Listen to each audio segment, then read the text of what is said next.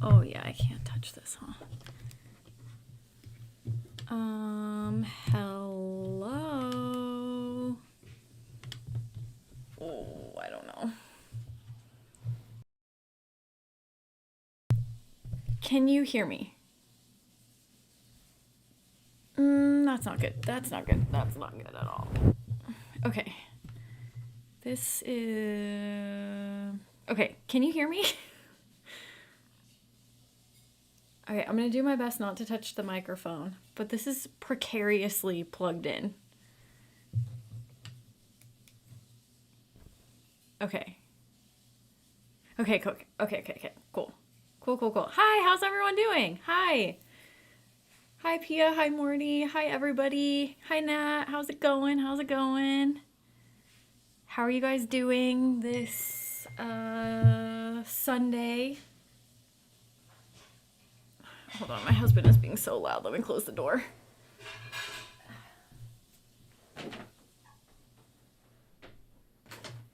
Okay. It is a very chilly day over here in... Oh my gosh, my hip just popped like 37 times. I am so old. Um, how are you guys doing?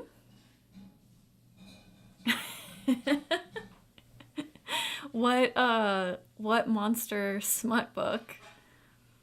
That's so funny. I just finished a book last night. It was for my book club with my girlfriends later today, and it was like my first full-length smut book, and geez Louise, I have some things to say to those friends.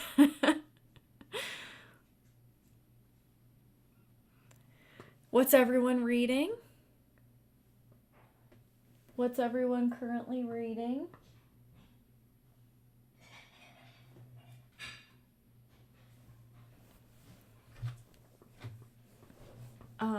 Oh yeah, okay, let me check this really quick.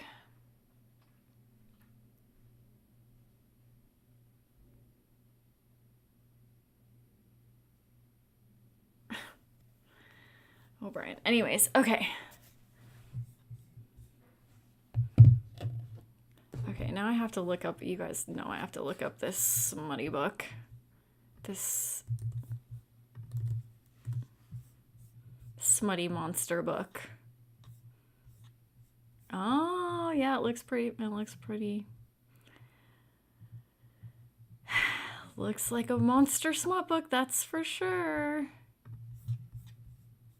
Oh gosh, The Narrows. I've been wanting to read that one for a while. I hope I can read it. Actually, I was gonna say next month, but do you want to know what just came?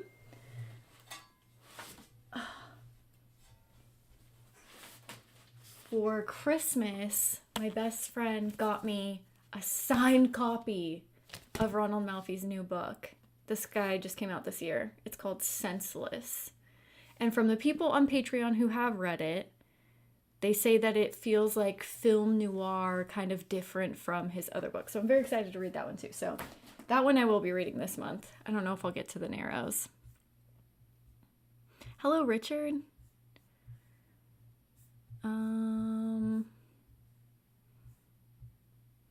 Oh, The Lamb. I just finished that one this month too.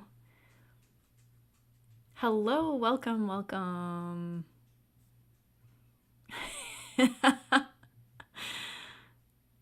Interesting. A half spider mate. Centaur thing. Interesting. Wait, Pia, do you like it? Are you liking it? Or is it too much? If it's too much, I understand. I know that book's like... Yeah, I know it won't be for everyone, but...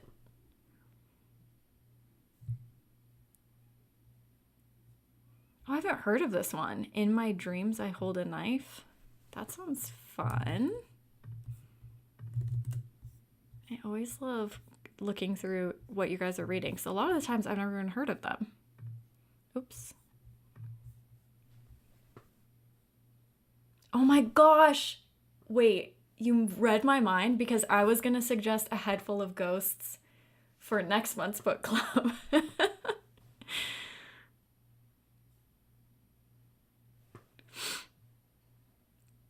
What is the Goodreads challenge? Is that just where they have different categories and then you have to read a book from each category?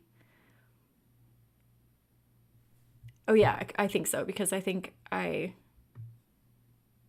seen that. The Keeper of Enchanted Rooms. That sounds interesting. Definitely haven't heard of that one.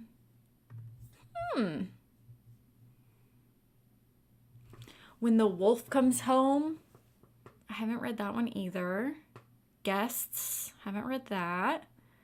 One by One. I think I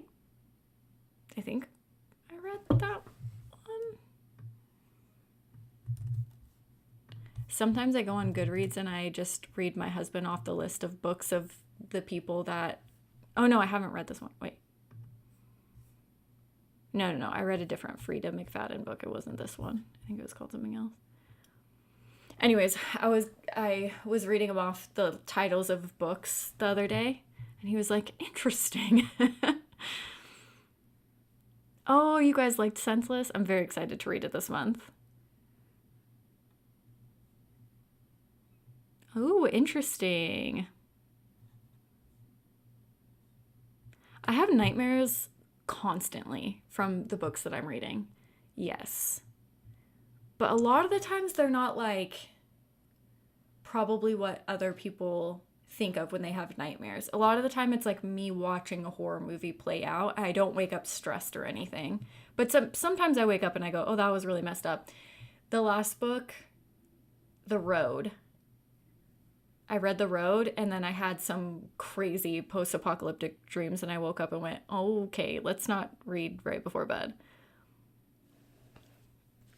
Yes, I will read The Unworthy. It's sitting... It's here. It's over here somewhere. I am planning on reading it this year.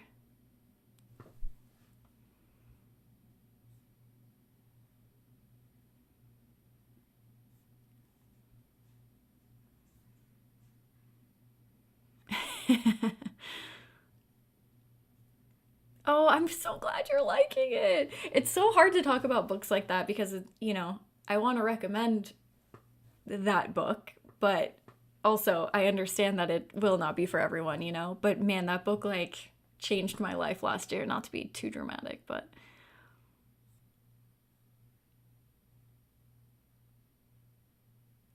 oh, interesting. The Day the Laughter Died, about a mime who was drafted in World War II. That sounds interesting. Thinner from Stephen King. I've never seen the movie. No, Richard, I appreciate it because this is the first time I've ever tried the Kindle Unlimited thing. So as many recommendations as possible. Super appreciate.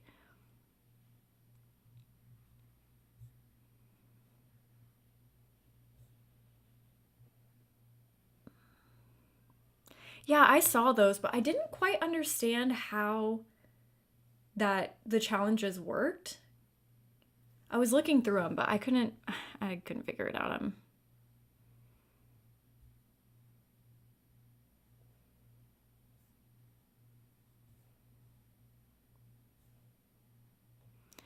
So this, can anyone recommend any horror/thrillers with 70s vibes?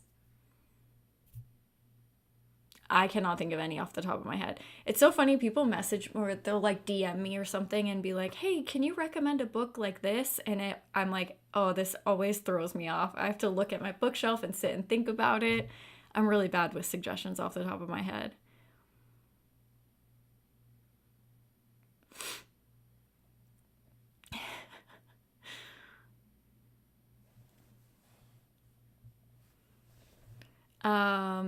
I have read a Joe Hill book and some short stories, and I'm like honestly in the middle of Nosferatu. I started reading it in December, and then I was reading a little bit each day so that I could read all of my winter books or my Christmassy books. And then I got really sick and stopped reading it, and I was really enjoying it. Like I need to finish it, but it is currently, I was going to finish it this month, but I ran out of time because, guys, this guy took me a very long time to finish, which usually is not the case with books. And it kind of threw off my whole reading for the month. So I'm a little behind right now. Greetings from Scotland. Hello. Oh yeah, that's a long one. But I heard that 11/22/63 book, a lot of people really seem to enjoy it.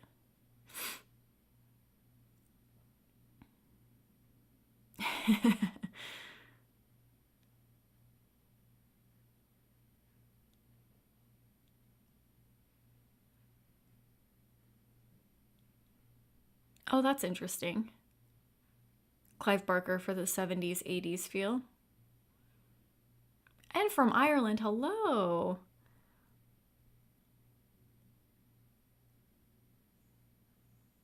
Oh, Salem's Lot, that's a good one. That is a good one. Okay, before we start this book club, I am going to ask a question. Let me start a poll here. And don't take offense to this. But I am curious who here is American and who here is non-American. I know that you're more than just a non-American, but I'm just curious because the book that we're talking about is so steeped in American politics and social commentary and stuff. I'm just curious. I just have a lot of questions this go around. This can be a very different book club, I feel like, than the book clubs that we've done previously. Usually I take a ton of notes and I, try to think deeply about the text, and this was just a very different experience reading it for me. So just curious where everyone's from. It looks right now it's about 50-50. So that's interesting. But I also am just curious if that's going to play a role in how people experience this book, because this seems like a love it or hate it type book. And I wonder if it has something to do with being American or not. So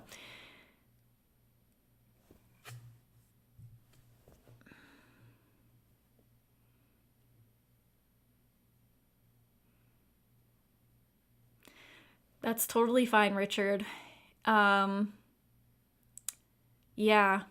this one was a tough one for me to get through. Yes, this book was a difficult one to get through. Yeah, I felt the same. I'm American though I live in Ireland. Okay, yeah. Nashville. Yeah, it looks like we got about 50-50. Actually, a little more non-American than American, which is interesting.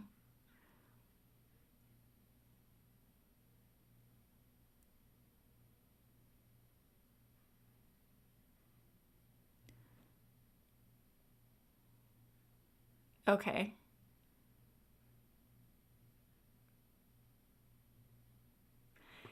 Yeah, I gotta be honest, I don't DNF books either, and if this wasn't for book club, I don't know if I would have DNF'd it, but I would have put it aside for sure.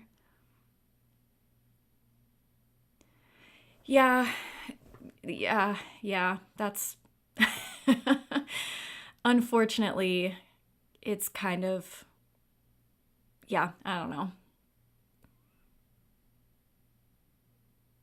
Hey, that's totally fine. By the way, you love this book or hated this book, it's all good. I mean, that's why we have these discussions. There's no problem with that. Because even on Patreon we were talking and some people really liked the book and some people really, really didn't. So it's just personal opinion, you know? Nothing wrong with it.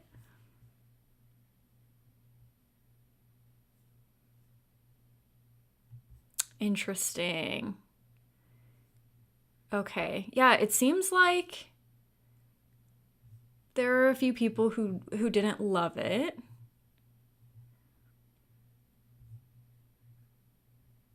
No, no, don't feel guilty for DNFing a book. That's your time. I know, you spend a lot of time with a book, so I understand why people DNF books. Okay, yeah, it looks like we got a little bit of everything. We got a little bit of everything. Yep, that's totally fair, totally fine. So this is probably going to be a little bit more of a relaxed chat when it comes to this book club, but we don't know the books that we're choosing going in, so every book club's going to be a little bit different. But I am very curious what you guys have to say about this one. Whew. Yeah, it's probably very annoying, I would imagine, living in other countries and just having American politics just jammed down your throat 24/7.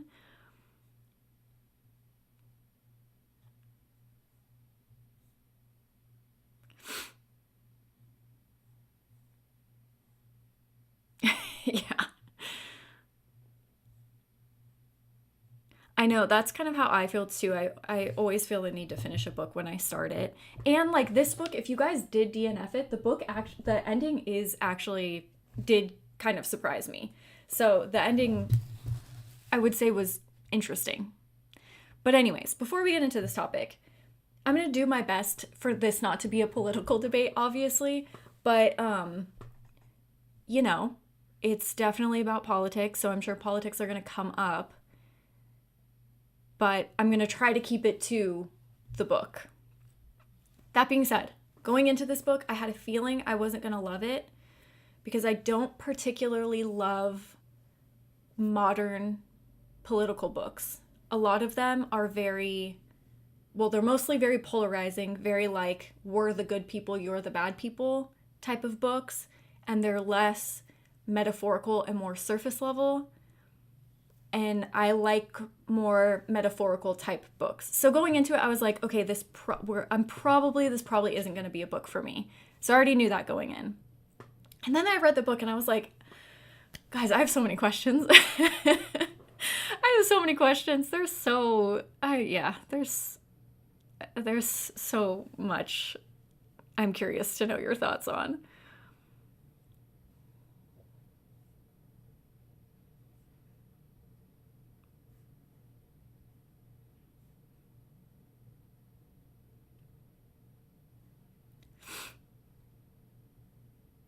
Okay, yeah, really interesting. It was more the prose and the pacing than the subject matter. Yeah, okay.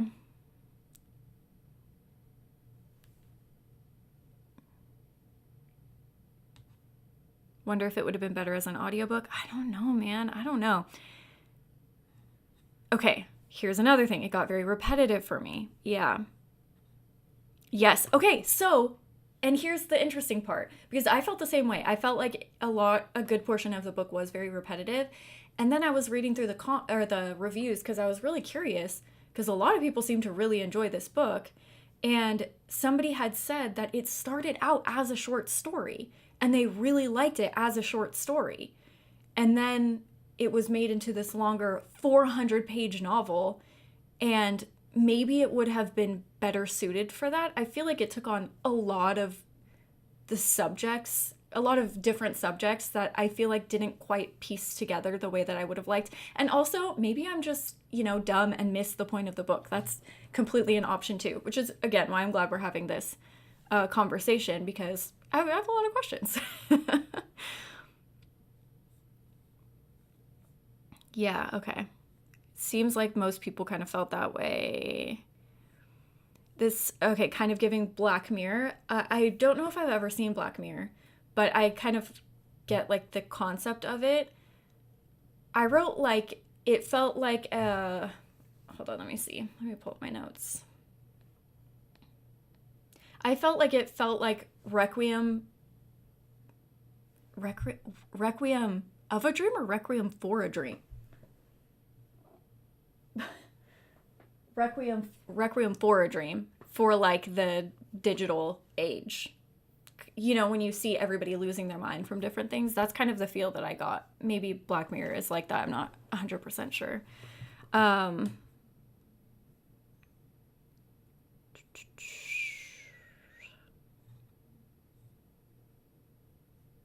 yeah, Richard, we just let the wheel decide, and we ended up watching Psycho.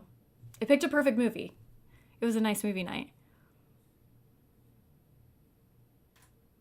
Yes, that's how I feel too. I feel like uh,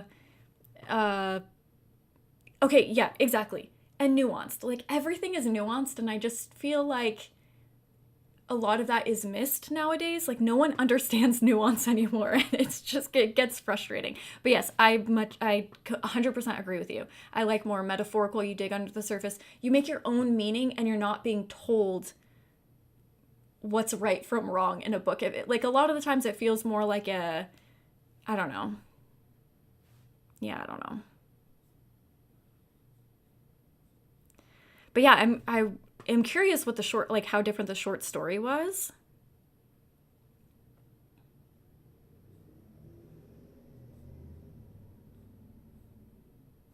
So you like the perspective of the family. Yeah, I mean, okay. So let's just jump in. Okay.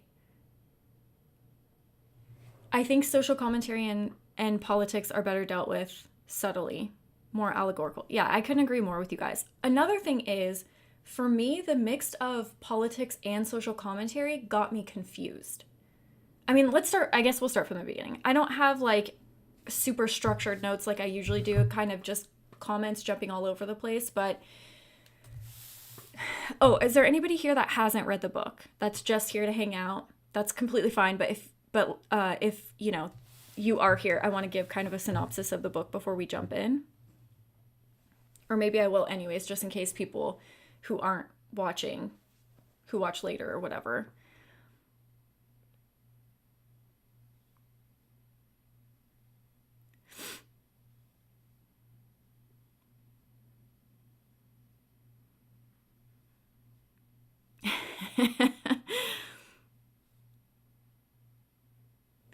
Well, yeah. So, and also thinking about the book afterwards, I didn't feel differently about it. And here's the thing.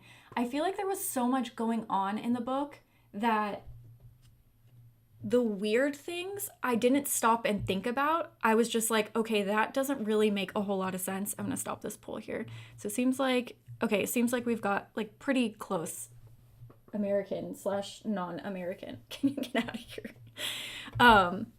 I just completely forgot my thoughts because Marilla distracted me. What was I saying?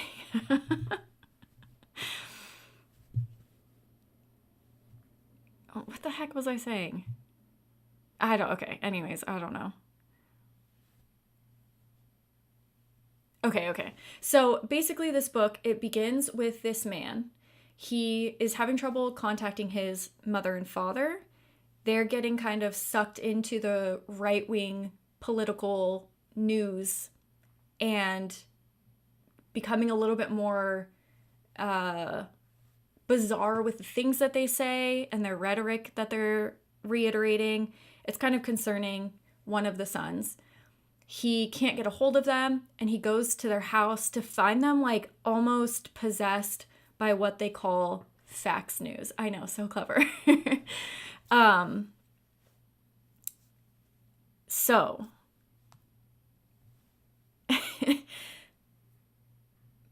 okay. Anyways, okay, so they lose themselves to the TV. They kind of destroy their own books, their clean house, their ability to care for themselves, and all they care about is watching the news and becoming obsessed with the news. And there is a part in there where the mother is, you know,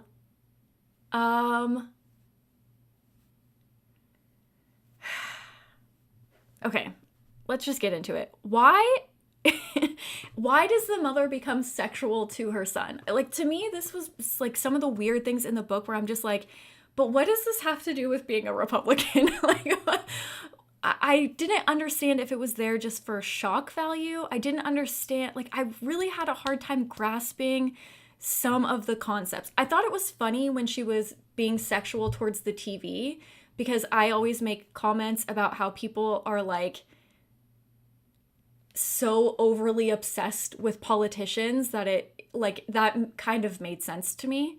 But with her son, I was like, what are we saying here? And I think that's where a lot of my questions with the book arose, because we can have comments about politics and we can have social commentary and we can discuss things that are like weird in society or whatever. But then when you confuse them with like being sexual towards your own son and eating your own dog, and I'm like, are we just being gross and weird to be gross and weird, or is there meaning behind that? Did you guys, like, what did you guys make of that? I'm very curious.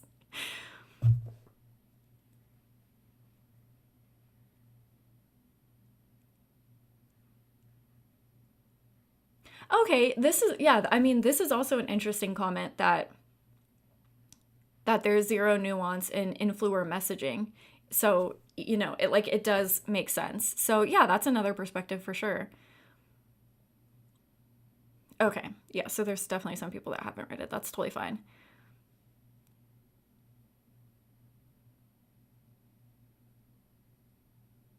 Okay, a few people said that. I don't even remember him saying fam, to be honest. But yeah, got sexual real quick. Okay, so you guys kind of felt the same that I did, kind of just like, what is going on? Just kind of gross to be gross.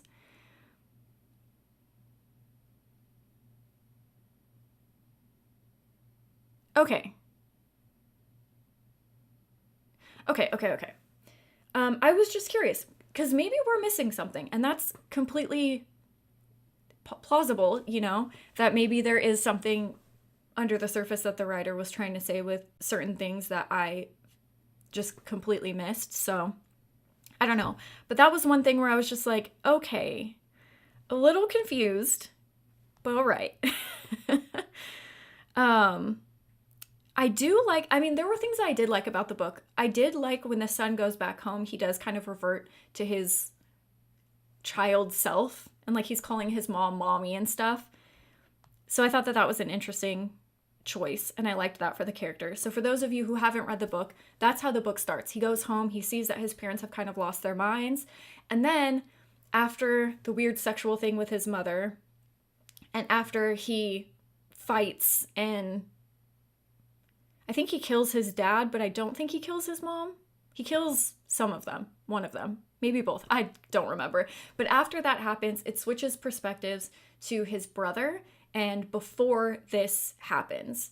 And we see the descent of his brother and his brother's family, like this descent into madness. So, two kind of separate things. And then at the very end, we go back to that first brother's perspective. So, it kind of jumps around a little bit.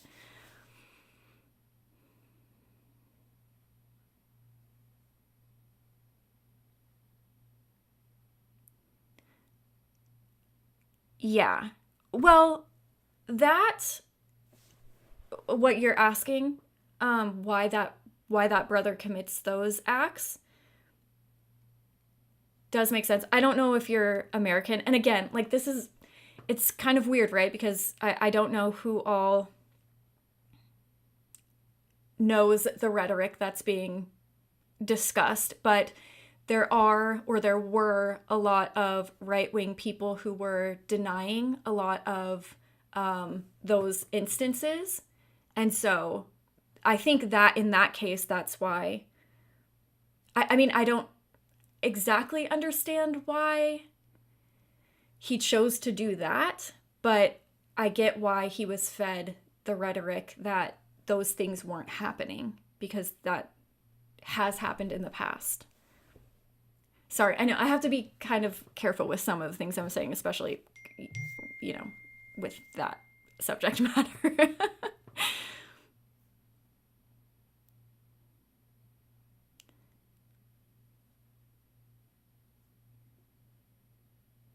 Interesting. Okay. Yeah. Yeah, she does this weird thing where she lays, I wish I could show you, but she lays like this, my cat, like with her paws back. She's so weird. That's what she's doing right now. So she's just laying very weird. Um, yeah, but that's the thing. It's like some things I understood, and then some things like the sexual stuff I didn't. So it was hard for me to be like, okay, is this here for a reason, or are we just trying to gross people out, or what? Oh, see, that's interesting because that was another question I had. Like, why are they eating the family dog? So you think it was for the mom punishing the youngest son for not eating or appreciating her meals um, or taking away his like one friend. That's very possible. That's very possible. Uh okay, so here's the thing. It starts out being very political, right? The family's watching Fox News. It's spewing all this negative rhetoric. This one son who does kind of feel superior in a way to his family members is like, you guys are dumb. You can't think for yourself, blah, blah, blah. Then we have the family. I should probably find the name of these people so I'm not confusing everybody. Is it Marcus? No. Noah. I think Noah's the other brother. What the heck is the second brother's name?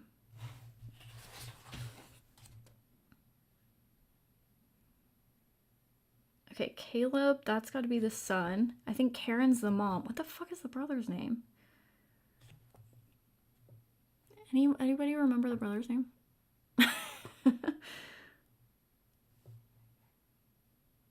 Devin? Is that his name, Devin? No.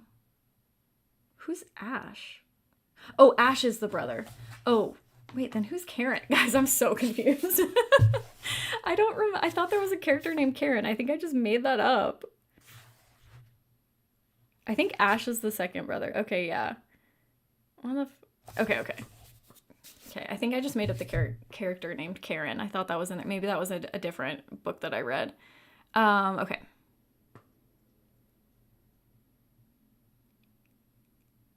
Yeah.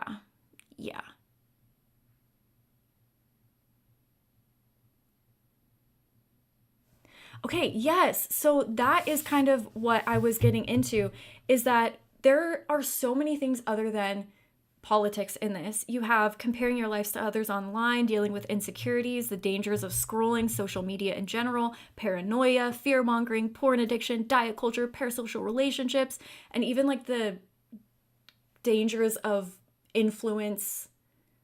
I guess just like influencer culture in general. So there is so much social commentary added to this that to me it did kind of a disservice to the whole story, because like, are we talking about politics? Are we talking about social commentary? Because they're all kind of wrapped up as like, oh, right-wing people are bad.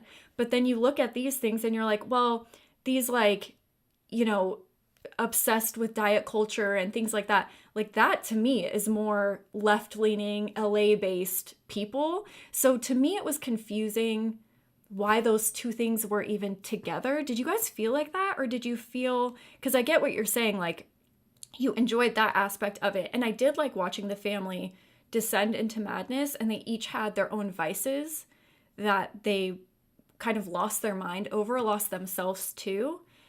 But I kind of wish that politics was left out of it and we just focused on the social commentary aspect. I think this could have been like a really cool book if those two ideas were separated. It felt to me a little bit more like two stories put together that didn't quite fit. Did you guys feel like that too? Or am I crazy?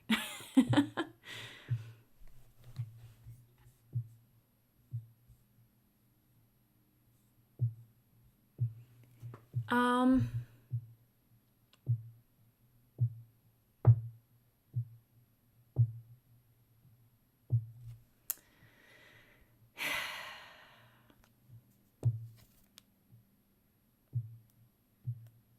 oh, okay. Okay, so yes, I agree with you about like the influence in general, but it's weird because throughout the whole book until the ending, you're being told everyone in the right is bad. They're the ones that are, descending into madness. They're the ones that believe this what did they call it? The Great Awakening is happening. So, yes, I agree, but I just wish that if the politics were left out of it, I feel like it would just make more sense to me. Yeah, that's kind of how I felt too. Or like if he was just going with the political stuff, that's fine too. But all of it just, I was very confused why everything was being put together. And I do agree, like obviously it's about influence in general and what's influencing you. And when we get to the end, I guess it does kind of make a little bit more sense, but the way that the book is set up throughout the whole story, it's a little confusing why only, cat hair in my mouth all the time, why only the, right-wing people are affected by these things.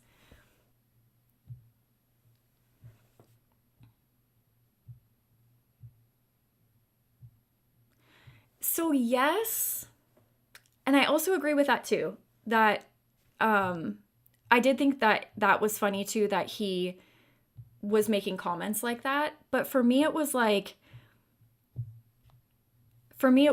oh, the left, they don't know how to take care of themselves. They can't shoot a gun. LOL. And then the right, it's like, the mom's going to try to fuck her son and eat their own dog. I'm like, wait, this is not equally, poking fun. You know what I mean? Like, it just felt very off balance to me.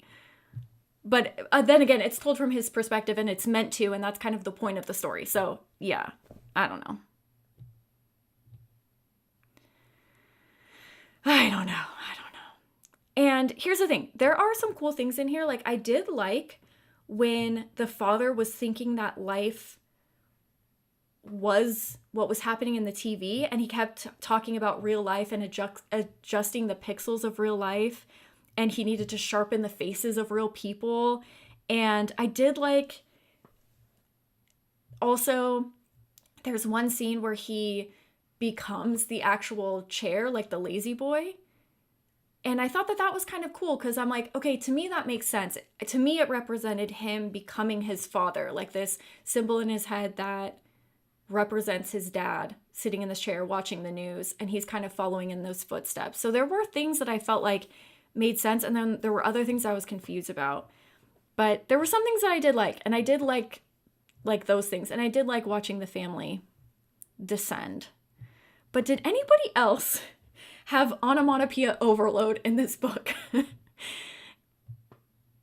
Were you guys annoyed at the like crash, bang, vroom, like almost every page? I don't know that I've read a book with that. That's an onomatopoeia, right? I think that's the correct word. I don't know that I've read like an adult book that had so much of that going on.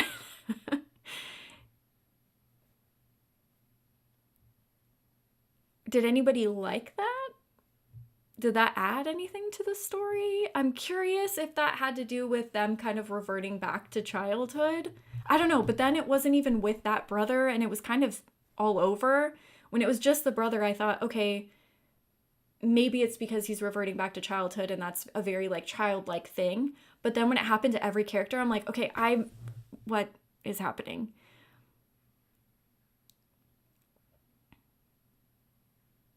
Yeah, I kind of agree with you. I feel like if we just removed or not even removed it, but just if it was told in a different way where we just saw, okay, so Asher and Devin has to be the wife. Where did I get Karen from? I'm just making shit up now. If we just saw kind of their descent, and then like, that's totally fine. One character's descent into, right-wing propaganda, that makes total sense. And then the mom and her health stuff and the kid and his porn stuff and like, whatever else is going on. Yeah, I think I would have liked that better too. Wow, I came back at a crazy moment. I don't know what I don't know. Oh, was it about fucking your son and eating the dog? That's probably what it was. Oh, that's true. Yeah, I didn't even think about the onomatopoeias how would that even work in an audiobook? I don't know. Okay, that's interesting. I think it's supposed to have a sensory effect. Hmm.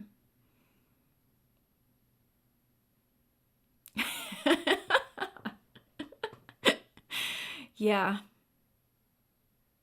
I know, I swear I just read a book where one of the characters' names was Karen. I thought it was this book, but apparently not. Yeah. Okay, now, here's kind of where things switch. I don't really have like a crazy amount of stuff to discuss, but we have Anderson Cooper in the later half of the book, our main character from the beginning of the book, Noah, that killed his parents, or one of his parents, killed his dad for sure. I don't know about his mom. He goes to his brother's house after this like descent into madness. Oh, I guess I should explain that a little bit. So the dad is obsessed with Fox News. He starts questioning reality. I mean, all of them really do lose touch with reality. The mom becomes very health conscious. She's following people online and kind of idolizing them. She becomes obsessed with like yoga and self-care and her body being like a temple and only eating organic this and organic that and making like gross recipes that her kids don't like and stuff. The son descends into, I mean, there's definitely some like porn stuff in there, but he also just, because he's like very self-conscious. He doesn't like he has acne and he's like very, he keeps his hood on. He's becoming more withdrawn. He makes friendships online with people, but doesn't really have or culminate friendships in real life. And he has people online telling him, oh, you're so special, you're this, you're that, which he's not getting in real life. And then we have the youngest of the kids. The youngest son seems to be immune for the most part, other than being like an iPad kid, which I also did like the social commentary of that because that is a real thing, and it is, yeah. So I did, think that was interesting that each of them kind of had their own vices and their descent into whatever it was that they're obsessed with.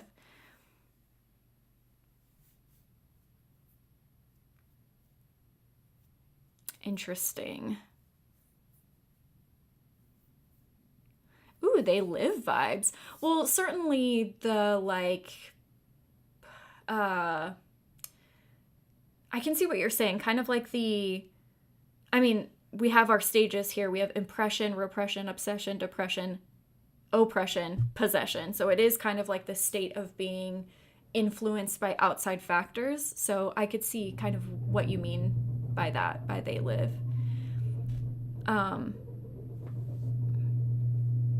And then all the while that we see the family descending, they keep saying, wake up and open your eyes. You need to wake up and open your eyes. There's a great awakening coming, and all of these people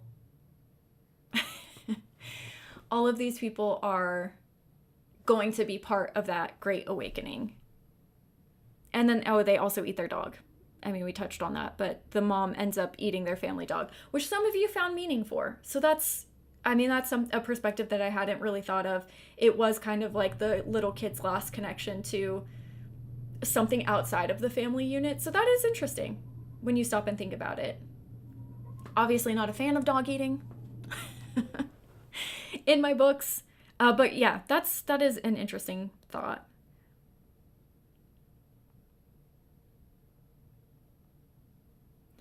And then we see that the news is no longer about reporting the facts. It's about pandering to the people, the viewers watching. I also wrote too that I did think it was interesting that it is kind of a way of the parents or any of these people really to feel special, to set themselves apart from other people and think themselves different from other people, which I think is kind of interesting. I did have a few favorite lines in here, which I don't really remember, but let's look them up and see. Oh.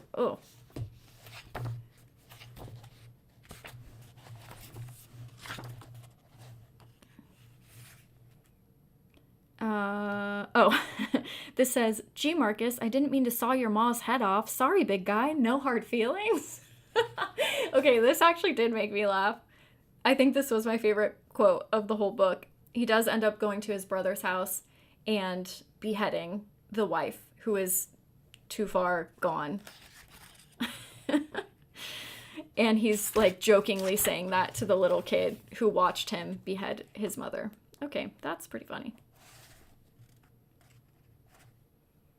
And then I did like this too. How do you give an exorcism to the whole country? which does, I guess, lead me to another point, is that I liked the contradicting theories as to what was going on. You had, I said that this mimics the lack of factual information that we have. It's so funny because you would think with the internet and like all the knowledge of the universe at our fingertips, it would be easier to decipher truth and facts. But it ends up almost being the opposite, not only because of varying opinions, but because you can find anything on the internet and it doesn't always have to be the truth, you know? So I did like that there were contradictory theories about what was happening with this Great Awakening, because I feel like it did kind of mimic the news sources and this like a constant stream of like half-truths that everyone is being fed.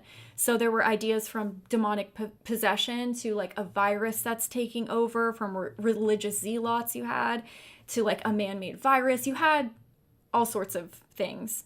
And I did write that I liked that they poked fun at Democrats too, like, oh, they can't hold a gun, haha. So yeah, I did think that was interesting.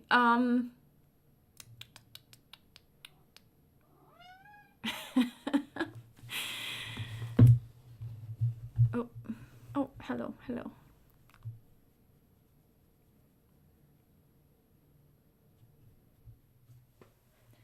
Oh, yeah. There's definitely a scene in They Live where they're like in a news studio giving out their propaganda. Yeah, I could definitely see similarities. Oh yes, that's a good point too. Like the TV talking to the characters as well, and like bringing them in. Yes. Well, the cat liked the demon part of the books because she is part demon, so she was all for the demons uprising. Okay, yeah. So back to the Anderson Cooper thing. So after all that happens, the family descends into madness. The first brother, Noah, who killed his dad, at least his dad, he goes to his brother's house to check on them. He finds their youngest son affected by what's going on, but he's not like a total zombie the way the parents are and stuff. So he beheads his mother and takes the young kid with him. At this point in the book, we have that character who values CNN's ideas more so than Fox News and says, oh, CNN, that's the real news. He has this inner monologue of Anderson Cooper throughout the last portion of the book. And I gotta be honest, when I read this, I was like, what the hell is going on? I was confused. But now actually sitting and thinking about it and seeing where the book ended up, I think this does make a lot of sense. And I think this was the author's subtle way of showing Noah's descent into madness as well. Because, like, that's not normal, right? It's not normal to have anybody else in your head but you. It's not normal to follow 100% someone else's ideas and values. And so I think that was his way of being like, hey, they're all going through it just in different ways. Do you know what I mean?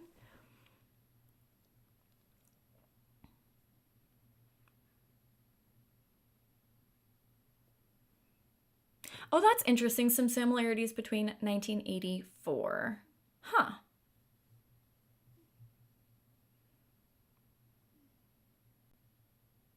Yeah. Hold on, I'm just thinking. It's been a long time since I read that book. But like this, yeah, I could see that too, like being fed information and being like almost told what to think. I think, yeah, I could see that for sure. And what's interesting too is like it's almost done in a subtle way in this book where you think you're making your own decisions. You think you're willingly watching these news networks and you're the only one being she's watching the birds outside, just so you know. She's not like stealing your soul, even though it looks like it. But yeah, so it seems less oppressive on the surface than 1984. But yeah, the same kind of idea of still being like fed information. Okay, guys, thoughts on the book. Tell me what you think. I feel like I'm doing a lot of talking and I'm not asking you enough questions, but I don't know, like, what do you guys think? I don't know that I have, like, oh, also another thing to point out too is more intrigued now by the Goodreads update for Deep. Oh God. Yeah, I can definitely tell you about Deep. Jeez Louise, that was not what I was expecting. There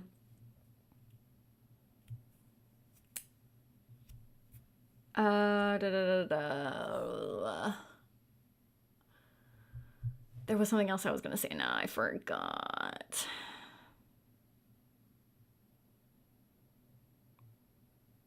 Well, oh yes. So the Great Awakening. So they're like, okay, the Great Awakening's coming. Everyone wake up and open your eyes. Are your eyes awake? Are you awake? So also that's kind of interesting to think about the idea versus of like waking up versus sleeping, which again, Richard is very they live, so I can see that.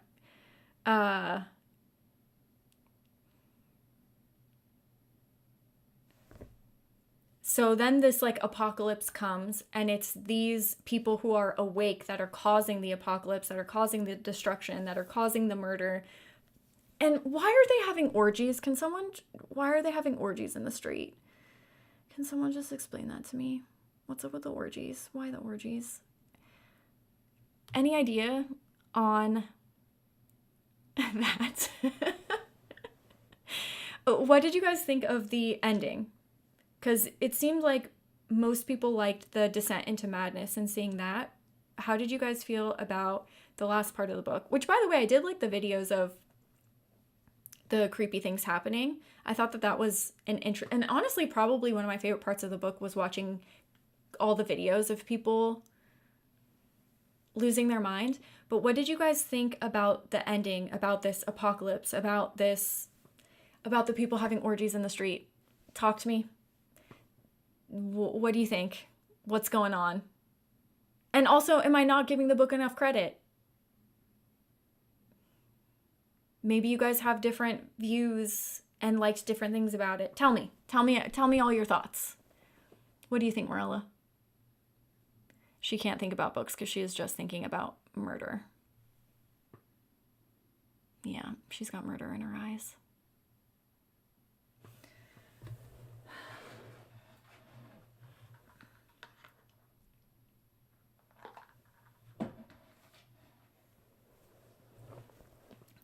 I don't know, man. I just don't know.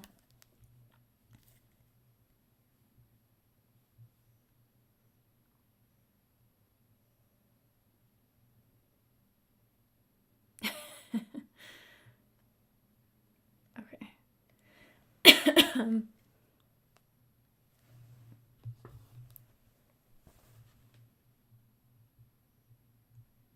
So, yes, Richard. That's kind of where the book ends, actually.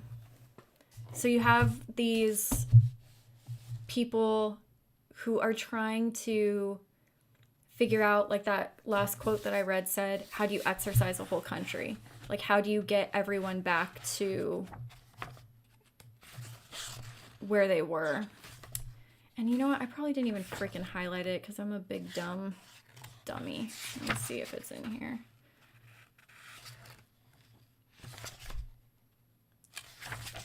Highlight it, guys. I really failed this book club. I also did like that the young kid was very resistant to what was going on, because I feel like, and even the front cover, like if you look, the kid is the only one who has a face, this young kid. And so I did think that that was kind of interesting too.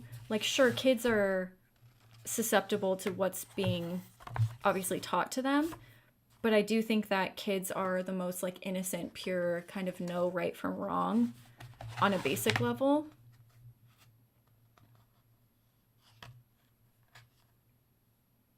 Oh, okay. Thank you. Thank you. Because I really didn't think, I was very confused by that. But that makes total sense. They were just reverting back to like this animal instinct without much thought to it. That makes total sense. See? This is why I like having these conversations, because you guys make me think of things that throughout the book I didn't think had relevance. But yeah, I'm sure they do.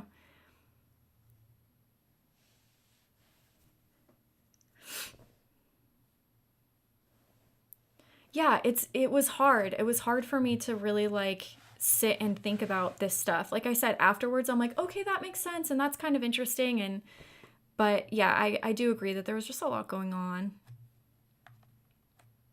Oh, the shock value elements diminish the overall message that they were trying to discuss. So that's interesting too, because I kind of did feel that way too. I did feel like a little bit of it was for shock value. And it's so interesting because in the reviews, a lot of people were like, this book is so dark and gross. And I'm like, yeah, but it's more disturbing to me when a book is dark, like, you know, kind of for a reason. Okay, let me try to find this. I had to have written this down. This was like the most pivotal point of the book. Oh, 364. Okay. Okay, so specifically for you, Richard, or the people who didn't finish the book, we have this. Dang it, this isn't it. Oh, maybe it is. No. Okay, well, we do have comments like this. You and me, we're fighting this together. Hear that, everybody together. And then we have this like ideas on what's happening. Parasites who dabble in politics. They attach themselves to the weak-willed, the most vulnerable among us, those who lower their guard and invite them in.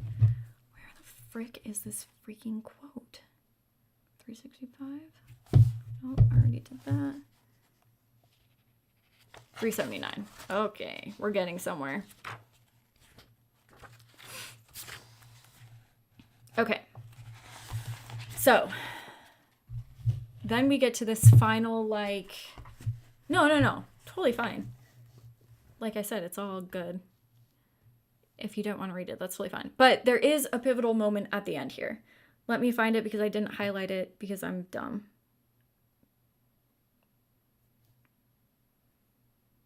Okay. Okay. So, Noah has Marcus, the youngest son, with him. And he's trying to, what's the word I'm looking for? Like almost, like the kid's almost having iPad withdrawals. And he's trying to almost like deprogram him. And he gets to a point where he has this astounding realization. I'm just going to start reading. I don't know exactly where it happens, but I think it's like a few paragraphs. He says, something in you snaps.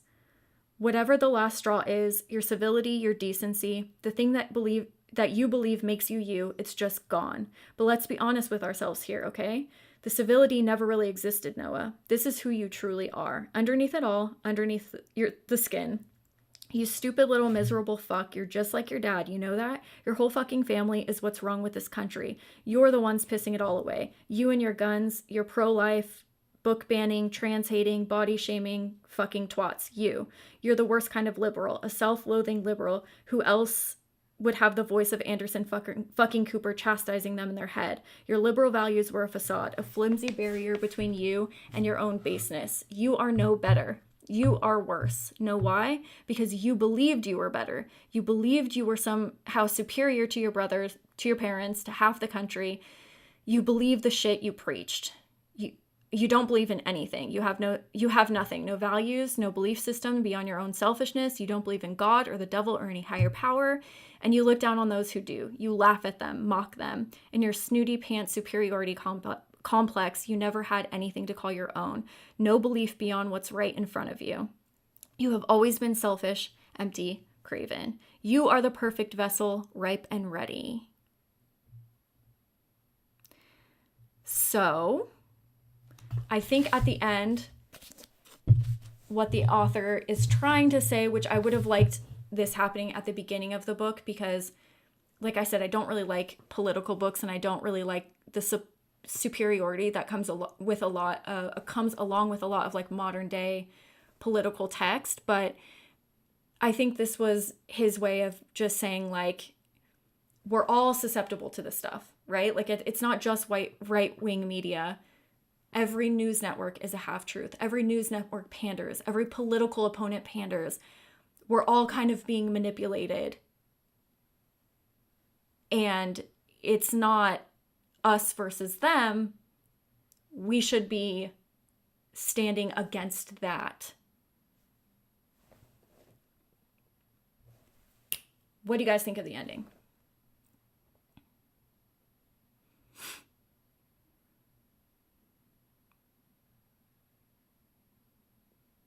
Yeah, I agree with that. I do think the book will read differently in a few years. Honestly, I think it reads differently now because like if I would have to guess, I think this book was probably written pandemic era. That's how it feels to me.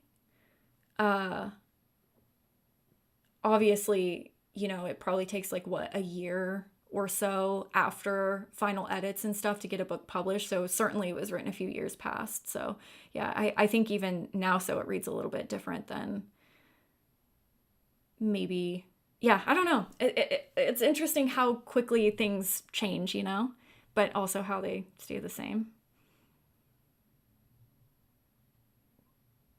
Yeah, Marilla is adorable, but she is looking at birds and just thinking about murder when she's looking out that window. There's like a hummingbird just flying around. I almost said swimming, not what they were doing. Well, that's kind of the thing is like, I think that's why I like books that are more metaphorical because something like 1984, that is a timeless book. You can always manipulate that text to fit whatever is happening in society oppression wise. But with a text like this, it's so on the nose and so modern and so about modern American politics so specifically that yeah, it's not going to have longevity the way that a text like 1984 does, or the way a movie like They Live does, you know?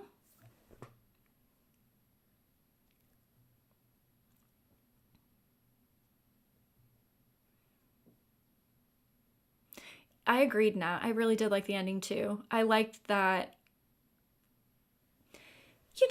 politics are hard. It's always like very heated debates and stuff. Um, but I did like the idea of being unified, especially for a country that has been anything but. So I did like the ending as well.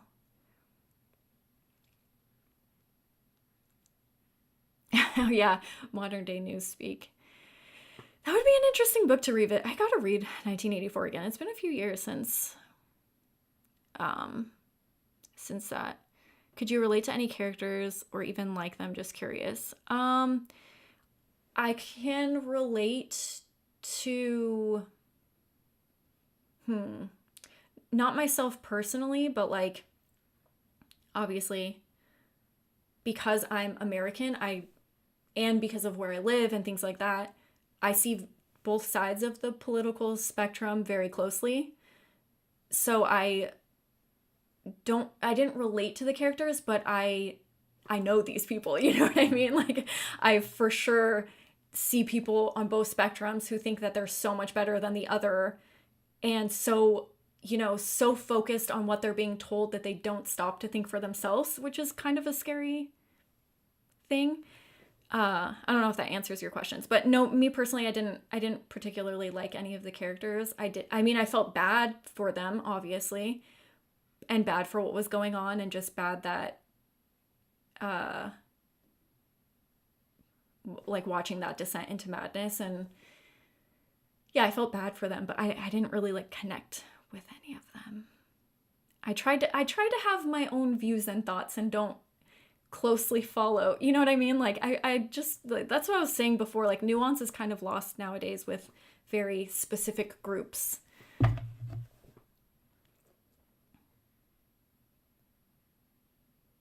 So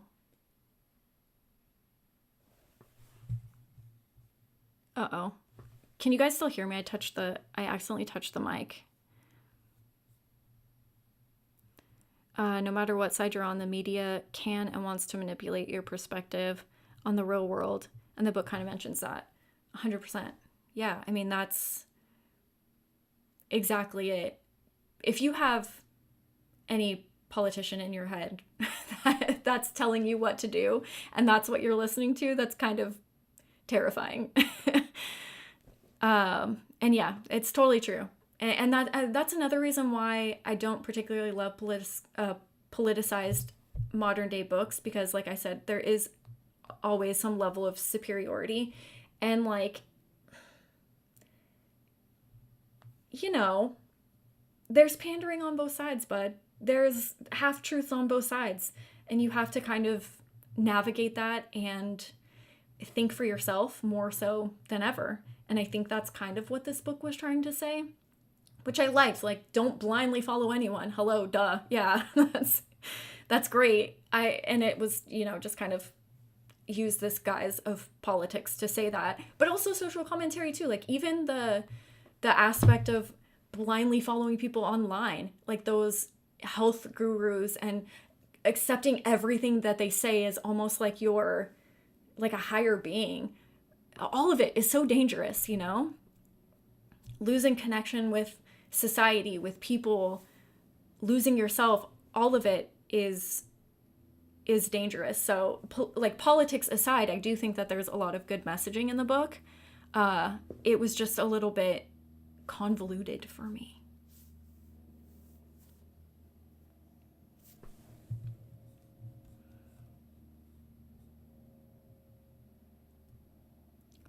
So I think Richard, it was told like obviously from the perspective of the left, and seeing like the rights, how far they can go, but then kind of a self-realization of like, oh, you're no better than them, and you're kind of being fed different rhetoric but to the same degree. I don't know. Why don't you guys answer that question? What do you guys feel? Was the author trying to be neutral politically? How do you guys feel about, like, what do you think was the meaning of the whole book at the end for you?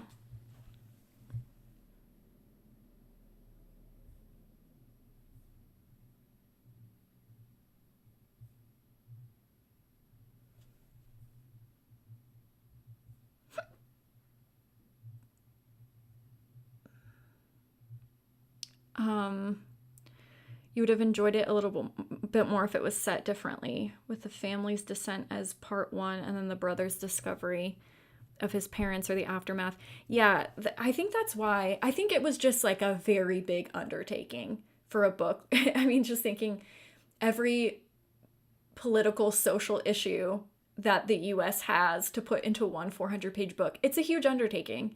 So yeah, to me it was a little convoluted as well. I did feel a little overwhelmed at times, but I do agree with you guys too that there was a lot of repetition in there as well.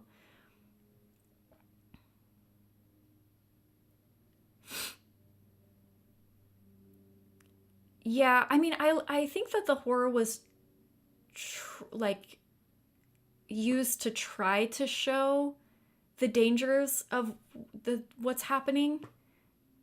I love the social commentary, but I like it when it's more hidden underneath. Okay.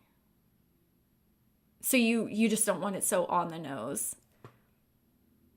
Okay, yeah, that's fair. Not a fan of such blatant storytelling. That's kind of how I feel with the political stuff. I was kind of okay with the social commentary aspects, but again, like someone said, how is this book going to read in 30 years? Yeah, it's very like the zeitgeist of right now. I don't know how this book is going to transcend over the year. It probably won't. I mean, gosh, and unless this kind of stuff keeps happening, which hopefully it doesn't, but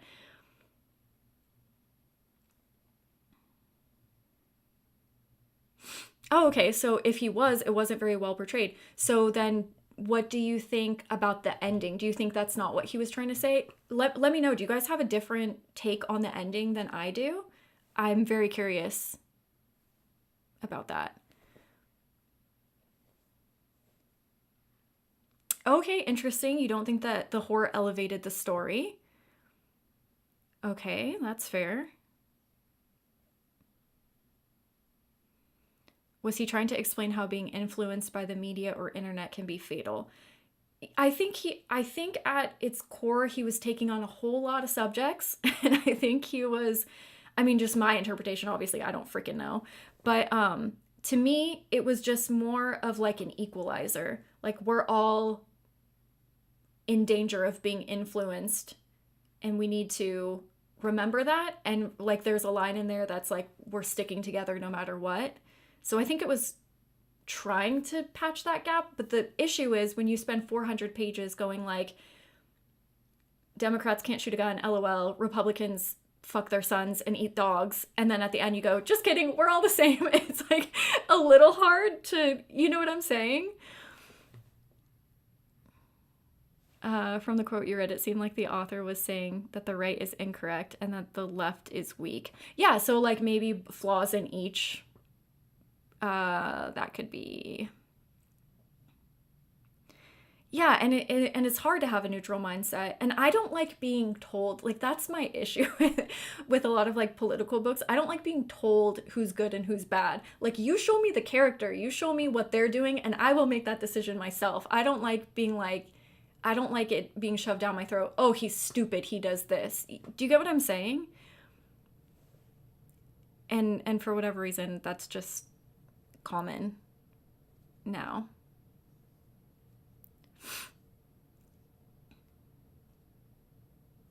I know I have trouble explaining exactly how I feel about this book too, but yeah. Yeah, no, I 100% too. That was another comment was I was reading the reviews and some people were like, "Who is this book for?" Right? Because the people you're criticizing in this book are not the people reading this. So like that's also another good question. Is this book successful in what it's trying to portray? Because who's reading it? Who is it for? Who is it serving? You know? I don't know. I don't know. Oh, interesting. A misanthrope. You're saying the author or like Noah, the characters, or who?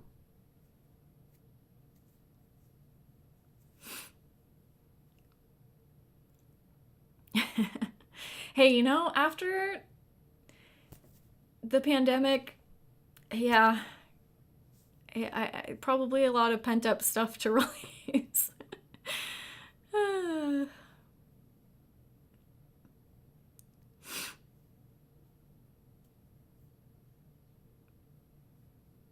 Interesting. I feel like it probably ends up serving nobody.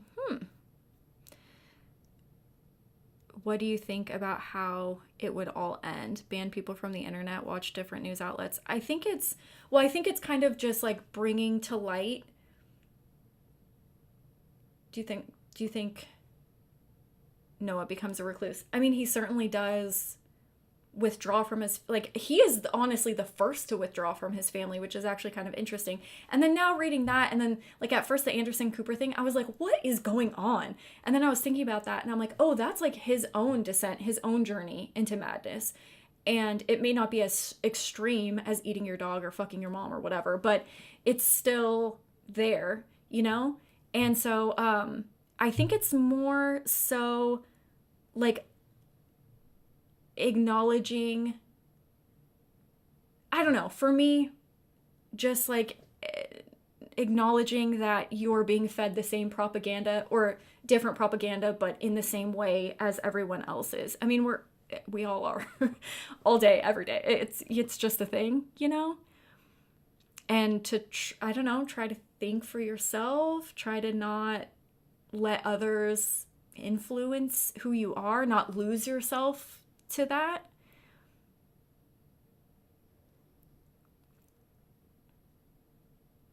Oh yeah, okay, so sorry. Yeah, for those of you who didn't read it, he does end up after this whole, oh, I'm no better than anyone else, oh, we're all the same. Noah ends up becoming possessed as well. So sorry. Totally forgot. Richard, you probably were like, what's the ending of the book? Yes, for those of you who didn't read the book or didn't read the ending or DNF'd it or whatever. Fudge, hold on.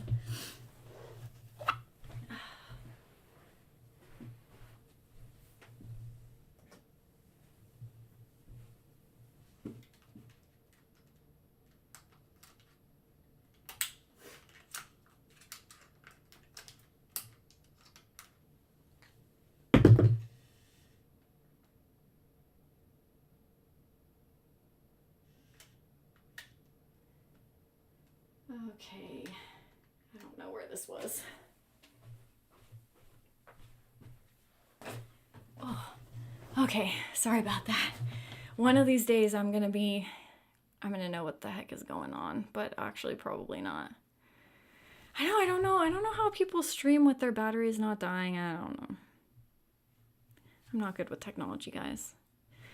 Okay. No, don't apologize for asking questions. This is good. This is interesting.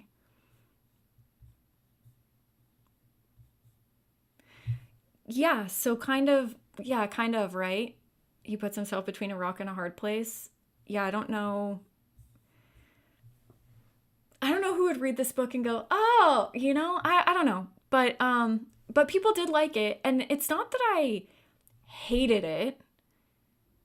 It just didn't hold my attention. And also going in, I kind of knew that. The second I read it was political, I'm like, I'm probably not going to like this.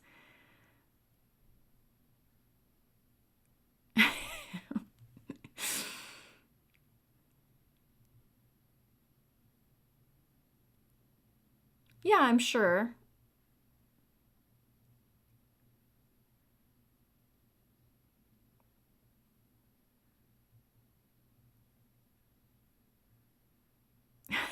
I don't remember him saying he was going to clean the house. That's so funny. Yeah, his parents are zombies, and he's like, let me clean up a little bit.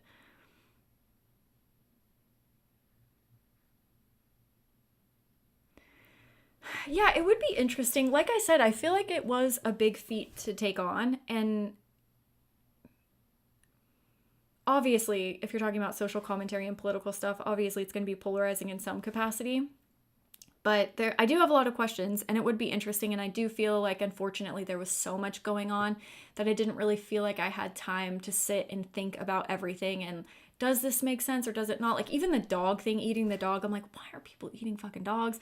But then you guys had ideas on that. I'm like, oh, I hadn't even considered that before. So maybe everything does have its place, and maybe things weren't so as strange as I read them. Because even the Anderson Cooper thing, like I said, I was very confused by. And then afterwards, I'm like, oh, okay, no, this actually does kind of make sense.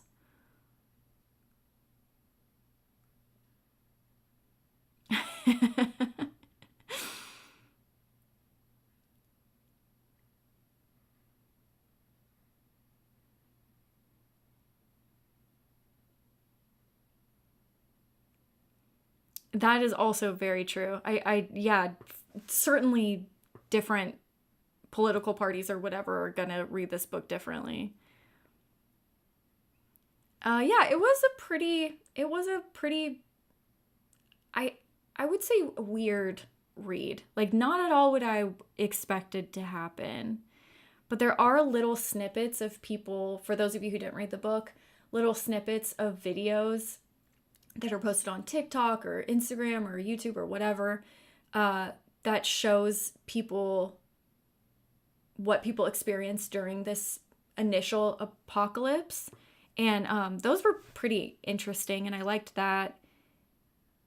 I was going to say it kind of reminded me of something, but now that thought has gone.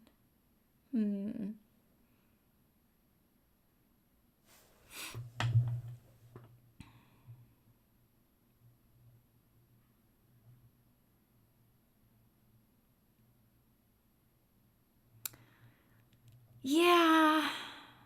Yeah. Well, he does eventually call the police, right? But yeah, like, yeah, you see your parents acting that weird, you would probably, hopefully, step in. Okay, yes, so that's a good question. Has anybody read anything else from this author? Because like I said, I didn't hate the book enough to be like, I'll never read anything from this author again. I knew going into it wasn't probably going to be a book for me. But I am curious if I do have one book from him. Where did I put that book? Oh, it's this one. I think this is the same dude, right? Yeah. So I do have this book. It's called The Remaking. It's by the same guy, Clay McLeod Chapman. So I haven't read this one yet, but I certainly will. And it's, it's not like I'm like, oh, I'll never read this author again. Because all of his books are not political. That one's just about, I think it's about like a witch or something. Yeah, witchcraft. And about urban legend of this witch, and then I think they like raise her or something. Sounds interesting. I'd give it a try. Well, that's kind of interesting that you say that, Richard, because when I say that I don't particularly love political modern day reads, I was talking about Stephen King's book. I was talking about one of his most recent books that came out. He gets very, very, very political with his work.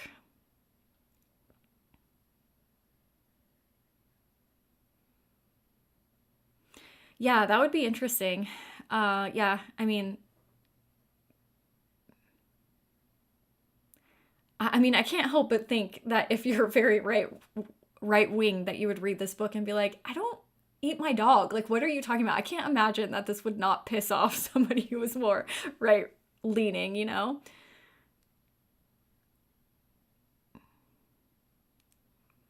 What was this apocalypse? It was the what was it called? Like the reawakening or whatever. That's what they kept saying, wake up and open your eyes to, was that this big thing was happening. The Great Awakening was happening. So everyone has to wake up and open their eyes for this awakening. And then the awakening was them just like having orgies in the street and destroying things and killing each other. That was kind of, yeah, that was the awakening, which is also interesting. So the people that were awake, yeah, they did kind of revert back to more like animalistic, kind of pre-society. And maybe they're the right ones, Maybe that's makes more sense. Burn it to the ground. No, I'm just kidding.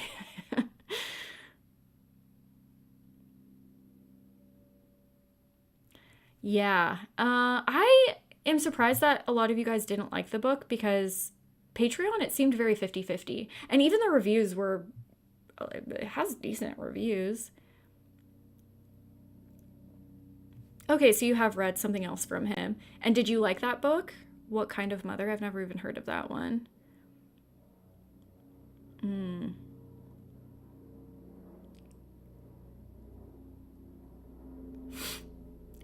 The political one? Oh. I think it came out last year or the year before. Oh, it was that Holly book. That was the political Stephen King book. Which it's fine. I also think, maybe I'm wrong, but didn't the Institute have some political or social commentary behind it? But that one I feel like was more under the surface. Holly was like, if you're anything but, if you think any way besides me, you're kind of an idiot. That's kind of how it felt to me.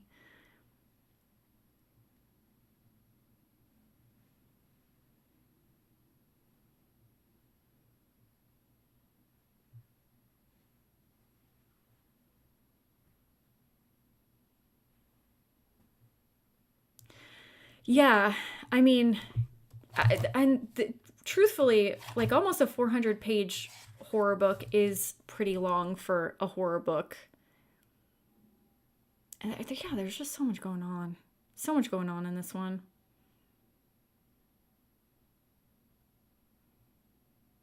Yeah, I saw that too. I saw that too. Like a lot of people were very, oh my God, like very focused on the gore of the book. And yes, I saw that too. A lot of people were like, "Oh, a splatterpunk style book," and I'm like, "What is it? What are you talking about?" Yeah, I didn't quite get that. I mean, I liked the cannibalism in Holly, but I said that slowly because I'm like, is that giving anything away? But no, I think if you read the book, it says like, "Oh, cannibals." Blah.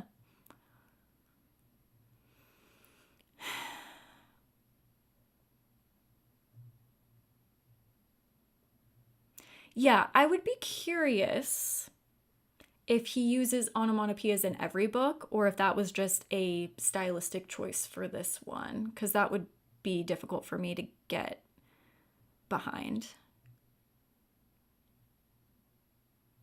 But there were some things that I liked. Like, I didn't hate the entire read. I did think it was interesting the kid kind of becoming closer to this random stranger online and the mom being obsessed and kind of idolizing this woman that I think she met her in a yoga class or something, but there were things that I found interesting, but it just didn't hold my attention the way that I wished it did. This book took me probably like a full week to read. It threw me so behind on my reading, and I was just like, I just don't want to finish it. Kind of like Deep, but you know what though? Deep I read in 3 days, so. But it was not my cup of tea, I'll tell you that. I'll tell you that much.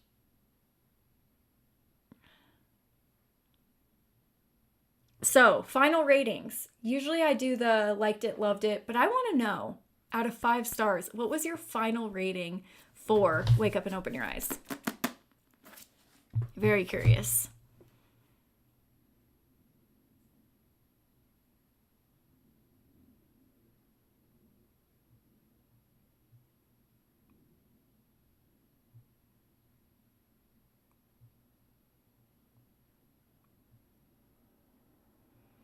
Wait, so did you like, because you said you feel like you're in the minority who loves his work, did you love this book as well?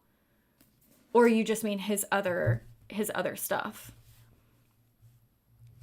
And there's nothing wrong. If you love this book, that's great. And there are probably some people that really connected to it, and there are a lot of good reviews who really were impressed by it. There's nothing wrong with liking a book. You know what I mean? So, I don't mean to like talk badly about it. It just wasn't a book for me personally.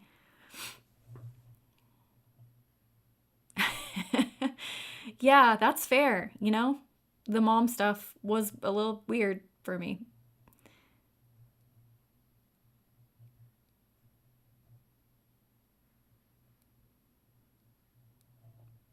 Yeah, I would totally read a different book. Like I said, that book's about witches. I picked it up a long time ago, or I think Brian bought that for me like a few years ago, and it's been on my bookshelf. So I'll definitely read others of his work. Just maybe the topic wasn't my cup of tea. Okay, so a 2 star, a 2 star. Um, you can give a star review even if you didn't finish it. 1.8 for me. Wow. Loved it. 5 stars. See, that's so interesting. Okay, so what did you love about the book? Was it the horror elements that you loved about it? Was it the writing style? Um, yeah, I'm definitely super curious.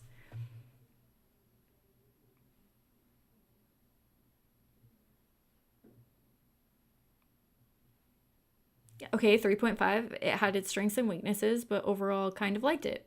Totally fair.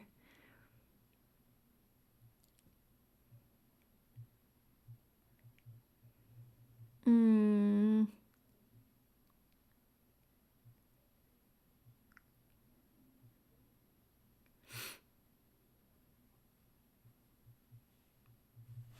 I don't know what that is. Oh,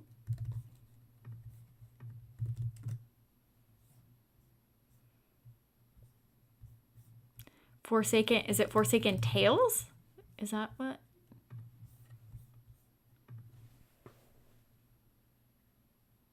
Yeah, no, exactly. It's very interesting. That's why I love these these, book clubs, because we all have different views of a book. They all affect us differently. It's different for obviously people who live in the US, outside of the US. Everyone has different ideologies, and especially a book like this that I think is written to be polarizing in a lot of ways. It's interesting to see. I'm honestly surprised. I truly thought more people would enjoy it because on Patreon, it seemed like pretty half and half. Some people were like, not for me. And some people were like, what are you guys talking about? I really liked this book. But we didn't talk too much about it because it was before book club. I know that's the beauty of literature, is everyone is moved differently by different books, and that's why different books exist, That's why I don't like saying that a book is bad, because it's not bad. It just maybe wasn't for me, But that doesn't mean it doesn't have an audience. It doesn't mean that it's not loved by other people. It just wasn't personally for me, and I'm not the end all be all of whether a book is good or not, I can just say how it affects me. I gave it a 2.75. It had interesting ideas, just too many in one book, and great potential. I just think that it could have been done, with being edited again to make it a bit more polished. Nat, me and you are on the same wavelength. When you wrote, because on Patreon, I think you said that it was a 2.75. I was like, that is exactly what I rated it. I felt exactly the same way. I felt like it had a lot of potential. It took on a lot of subject matter, and it's definitely an interesting concept. The cover, I mean, come on. The opening page with the freaking static. There's a lot of cool things about this book. I agree with you completely. Just wasn't for me personally. And maybe took on a little too much that convoluted some of the points for me, and I wasn't able to see maybe what the author meant.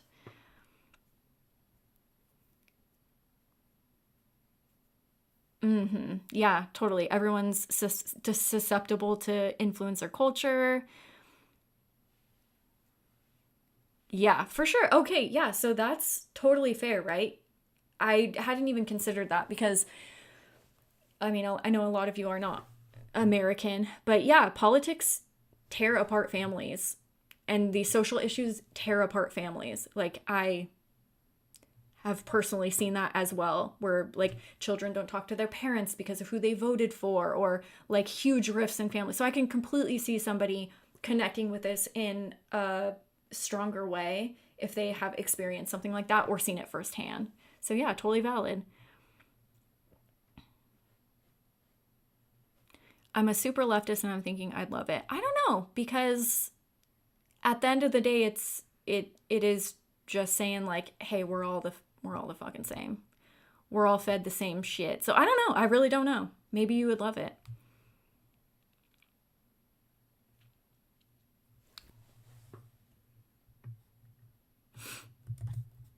Maybe you would. Oops. But I would say, because going into it, that's kind of what I thought. I thought it was more like one side's right and one side's wrong. But at the end of the day, for me personally, it was more about removing that and kind of just realizing that everyone, yeah, like you said, is susceptible to propaganda that's being thrown our way constantly.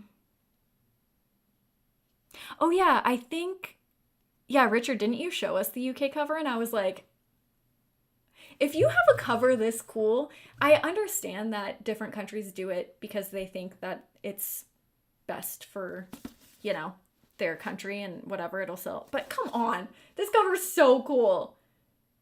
I mean, I saw this cover and I was like, I have to read this book. I didn't even know what it was about. And that's why I picked up this book, because the cover was so fucking cool. And I loved the I don't exactly know what era it is, but it feels kind of like 50s Americana, the perfect family type of thing. So good. So great. I also love that the little boy's face isn't uncovered, but everyone else's is. And it looks like they're eating spaghetti, and that looks pretty good. But yeah. Yes. Yeah, it's a good one. I had to show it because it's awful. Yeah, it's such a bummer because sometimes you guys have way cooler covers than us too. I'm like, I wish you could buy a book and they go, which cover do you want? That would be nice, right? All right, let me grab a pen. Let's discuss. Well, first of all, any last comments about Wake Up and Open Your Eyes? Any last thoughts, opinions, any questions that you have about it? Anything? I feel like I talked most of the time, which I try to ask more questions, but I was just a little bit, I wasn't as prepared with this book as I feel like I am normally, because this book just threw me off a little bit.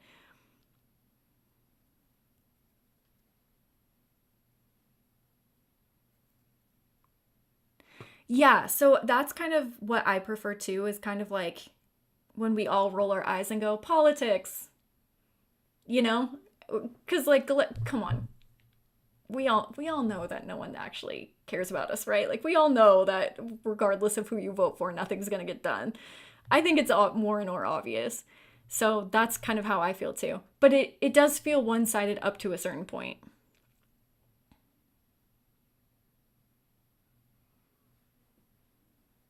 Yeah, I don't even know, because you guys say this sometimes. You're like, oh, I just bought the US version, or I don't even know if I have access to the UK version of books personally. I mean, maybe there's a way to get them, but I don't know.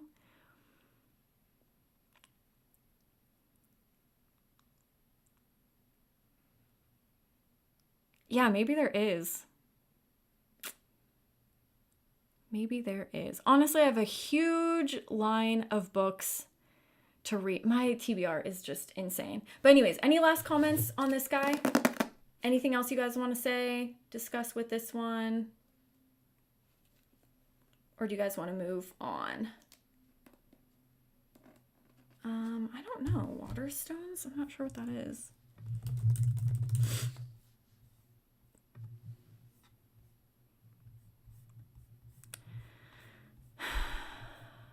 They might deliver, but everything is... But there's no, like, American website. So it would probably be expensive, I'm assuming, to ship out here. But maybe that's what I have to do, is find, like, a website, a UK website, and then get them delivered. Okay, cool.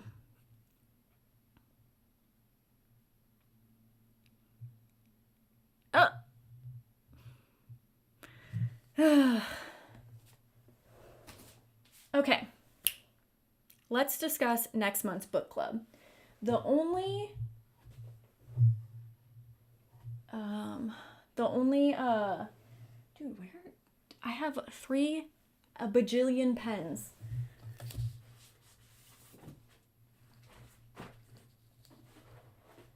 Oh, look what my friend got me for my birthday. Hold on, I have to wait a second because I can't. There's a lag on YouTube, so I don't know if you could see it. Yeah, okay. Isn't this so cute? And look at the back. I actually haven't even read the back. Captain Spaulding's Museum and Monsters and Mad Men. Isn't that so cool? So neat. So neat. Okay, guys. I'm a freaking disaster. How do I not have one singular pen within reach? I don't want to get up. I just had like 8 pens. What did I do with them?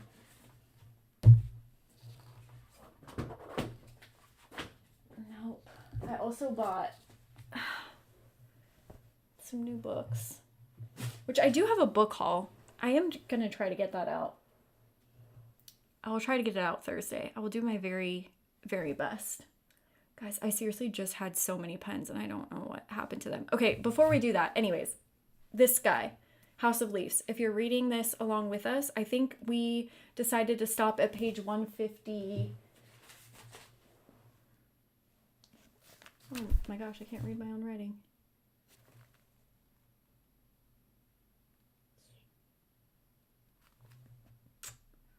$152. 152. So if you guys are reading House of Leaves with us for our next reading sprints, we are going to be reading up to page 152 and then discussing that. So we'll have normal reading sprints, or we'll just chat, whatever you guys want to do. Whoever shows up, you guys can vote and we can have reading sprints, or we can just sit and talk about books. Doesn't matter to me.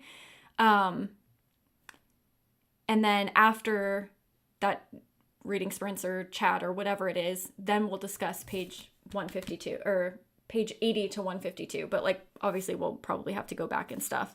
So just an update for that.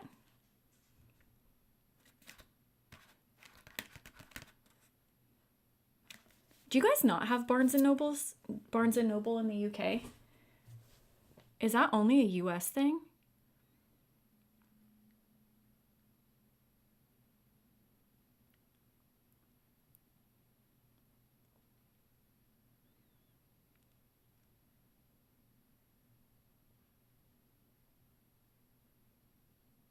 Yeah, Captain Spaulding.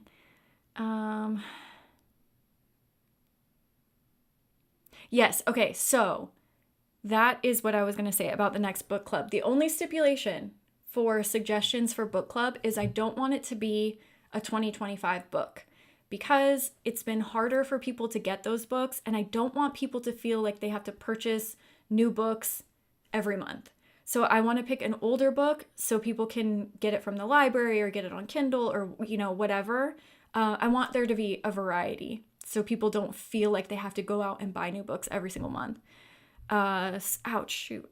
So thank you for saying that, because I think that's, yeah, I think that's important.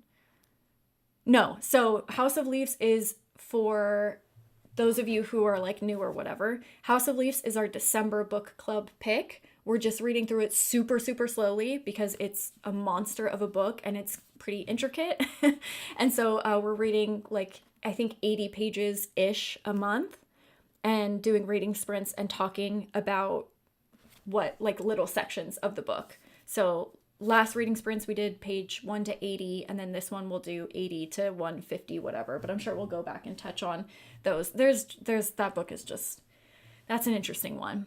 So that's our December book club read. So if you want to read that one, that's going to be a long haul one. But let's talk about book club for next month. So usually at the end, after we discuss the book, we'll get suggestions for next month's book club.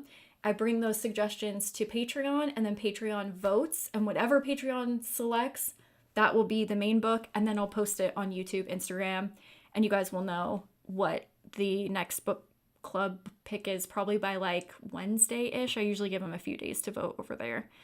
So, wait, you guys don't have Barnes & Noble? Oh my gosh, that's crazy. I know, because I was talking to Liz. She lives in Australia, and I know she doesn't have one. And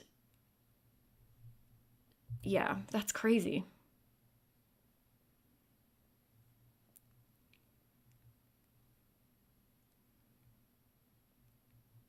Oh, okay. Is it a big bookstore, or is it more online, or? Yes, yeah. House of Leaves is not a book. It's an experience. It totally is. It's very interesting. And I thought it was going to be more complex. I mean, it's, there's a lot going on, but I was so scared to pick it up for so long. And now I'm like, it's written in English. Why am I so scared of reading it?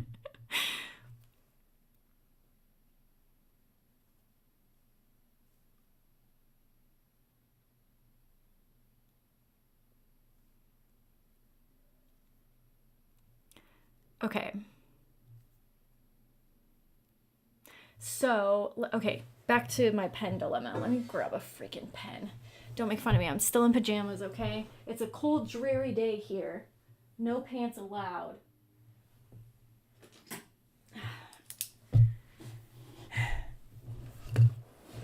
So,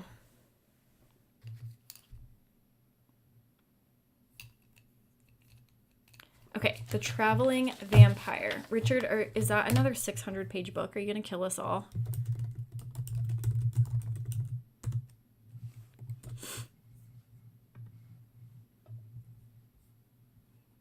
Mm, 400 pages. Okay, that's doable. That's doable. The only question I have for you, Richard, is I've only read one Richard Lehman book, and it was very, shoot, what's the word? Very sexual essay type of stuff. Is that book the same? Should I warn people if that is the book that gets selected? Or is that, I don't know if that's how all of his books are, or just the one particular one that I read. If anybody knows, let me know.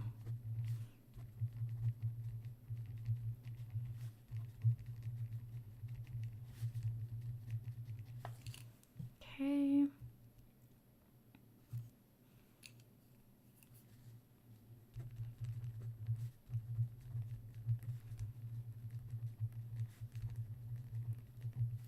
I have no idea what the heck this is.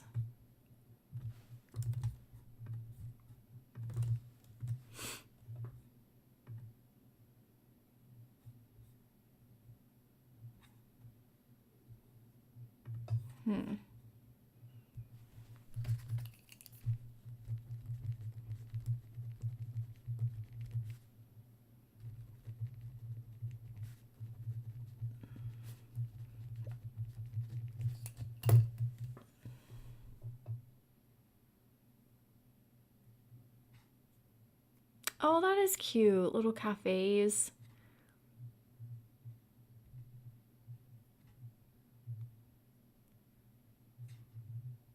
Oh, okay. So there are some big ones. Yeah. 4 floors. That's pretty big.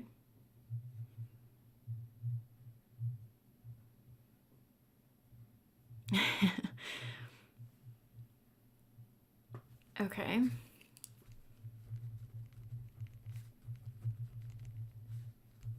So, I have 2 suggestions. Maybe you guys can help me pick which one you want for the suggestion that I have.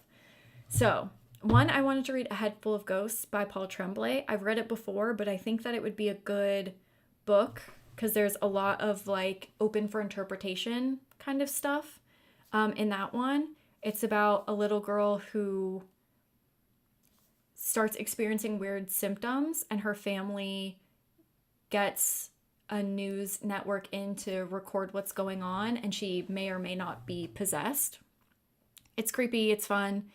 I really enjoyed the read, and I feel like there's a lot open for interpretation, so I think there would be a good discussion. The other one, I just picked this up. I've never read this. I don't know who this author is. I know nothing about this, but this is called The Specimen.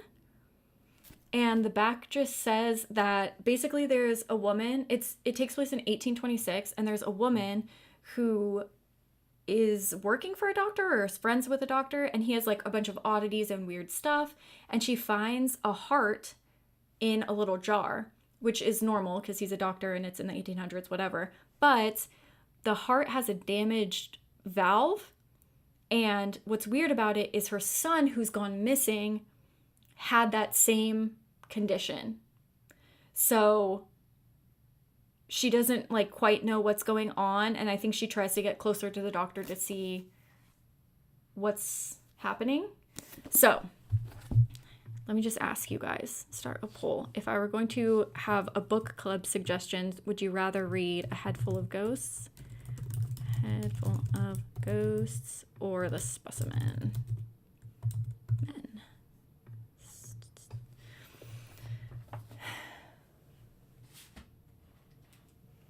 Usually, I mean, I haven't really been picking topics. Picking books. I've been kind of leaving it up to you guys. But I was like, oh, this book sounds so interesting. But also, I've never read anything by this author, so if it's really bad, you can't blame me. But it has good readings and it sounds super interesting. Okay, I got that one.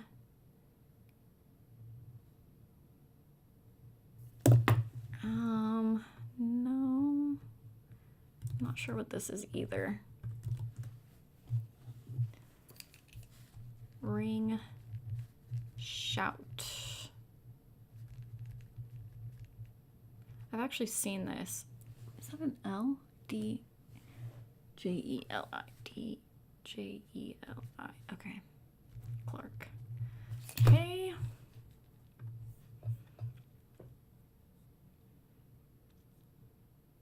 No, it's totally fine. It's just if it is, you know, a book that focuses on essay, I would just warn people if it got selected. I don't know if all his books are like that. I mean, it's about vampires, so maybe it's something completely different. The other one was about a dad who did awful things to his kids, so, you know. It's probably not. But I was just wondering if anybody has read that one. Okay. Oh. Okay, so you only want to read books called The Deep.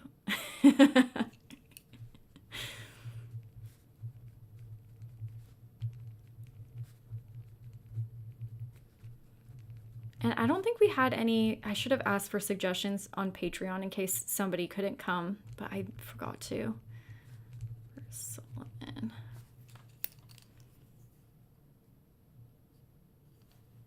Yeah, I have The Deep too. Oh, it used to be right here. I moved a bunch of books. Oh, it's right there. So that one is on my list too. I was thinking the other day, I'm like, I want to reread A Head Full of Ghosts. I'm like, oh, maybe Patreon will want to read it, or book club will want to read it.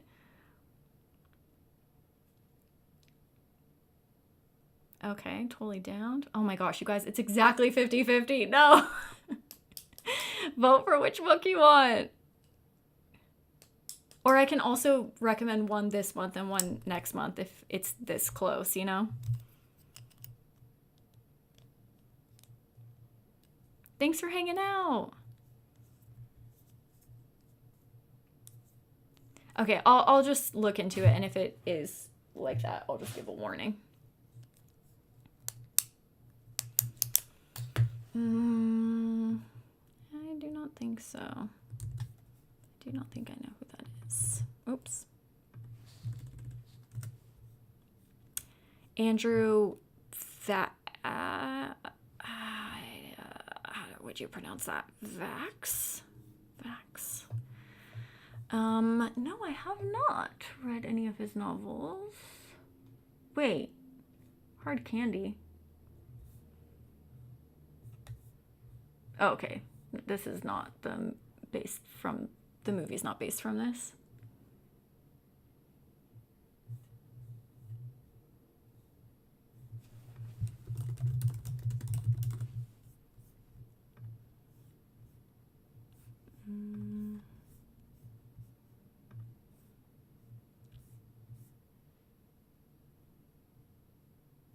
Okay, no, different thing. But no, I haven't read any of his work, but his books do seem interesting.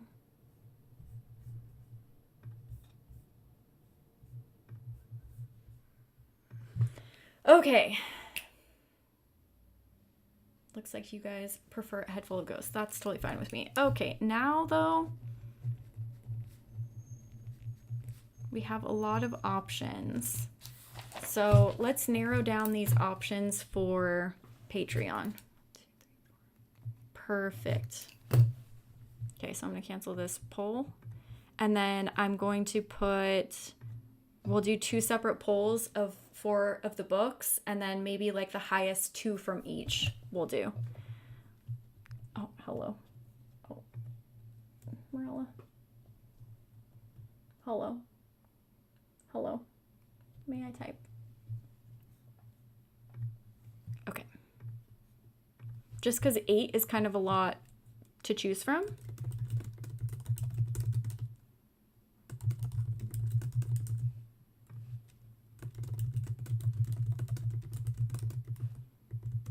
Is Dorian Gray AY or EY?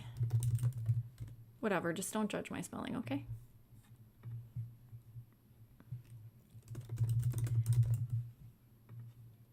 And Dark Hollow. Yeah, Morella's like, what books are you choosing? They better have cats in them. Okay, so go ahead and select which book you would prefer to read for book club there. And then we'll have to do one more. I'm sorry, a lot of polls today. I apologize.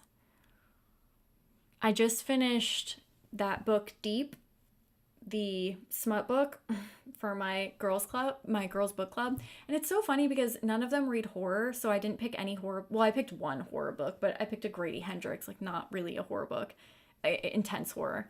And then they make me read smut, and I'm like, oh, you bitches are gonna read some horror books. It was not for me. My God. My God. I was reading the book just like, what is happening? Anyways, the book that I'm reading, Richard, I was trying to figure out what book to read for the prompt for the TBR prompt on Patreon. And I remember last night that I have a book called The Fifth Child.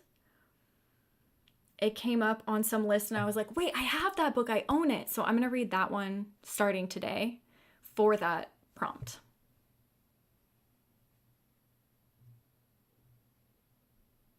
I don't think I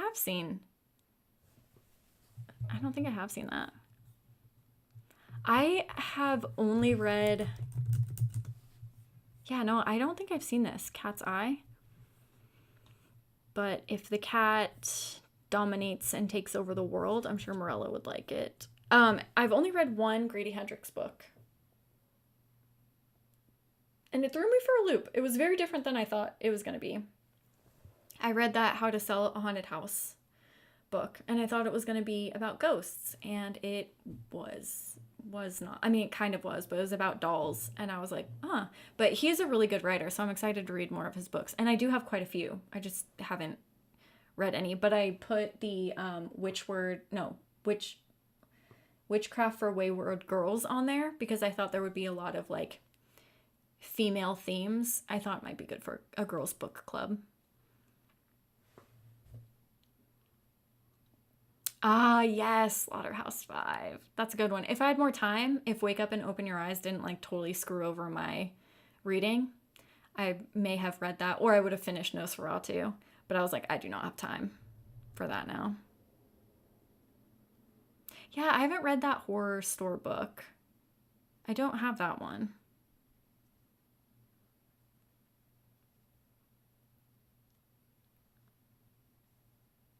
Yeah, I've heard a lot of people really like it. And I think there's a lot of themes of women, about women in there. I mean, I don't know, I haven't read it yet, but I think it's about something about women. So I think it would be good for a girls' book club.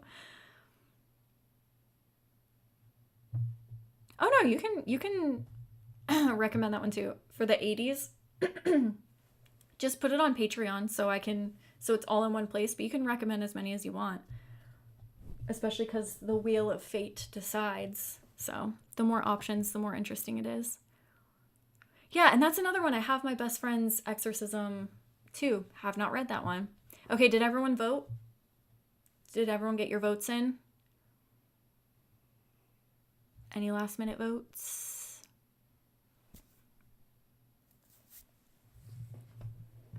Are we good? Can I end this poll? We have one more votes to go.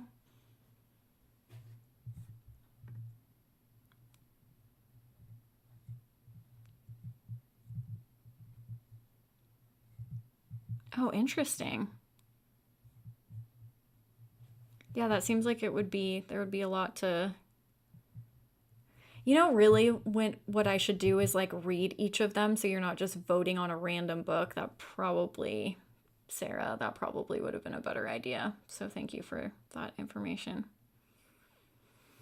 I probably should have done that.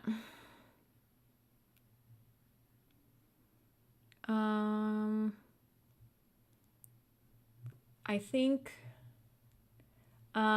Richard, I haven't done the Patreon. I haven't done the Patreon. Hello, what is the word I'm looking for? Schedule yet?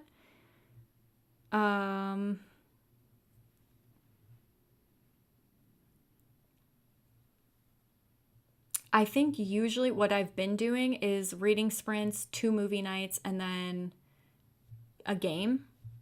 That's like how it's been set up.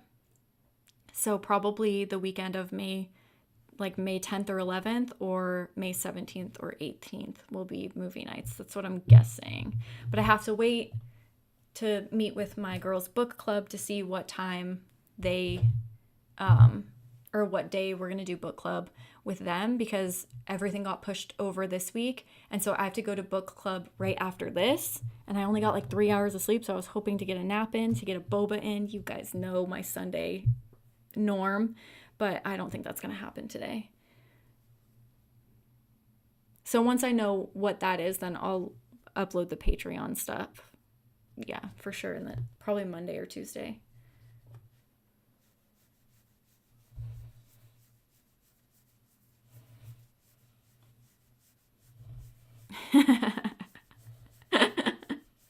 Thanks for stopping by. I'll post the next book club or the next book pick, so you'll see what it is. No, I struggled to do the how to sell a haunted house one too, because I was like, oh, this is about dolls? I thought we were talking ghosts here. It just threw me for a loop. So I'm excited to read some of his other books. Yeah. Yeah, that's how I felt too. It's a well-written book, but it just wasn't for me. Yeah, definitely not about yeah, exactly. Okay, I'm going to cancel this poll.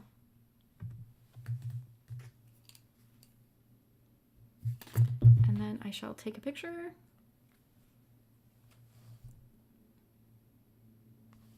Would it help you guys if I read the plots for the books before you voted on them? Or are you guys just doing that while you're voting?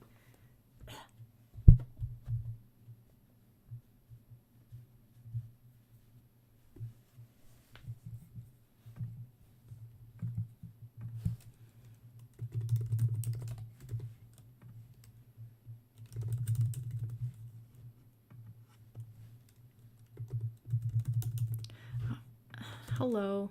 Get your life together. Nick Cutter.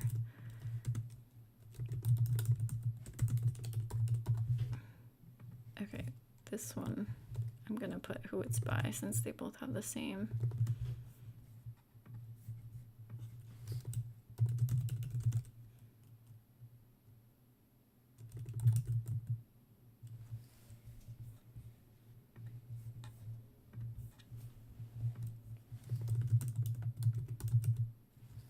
Okay.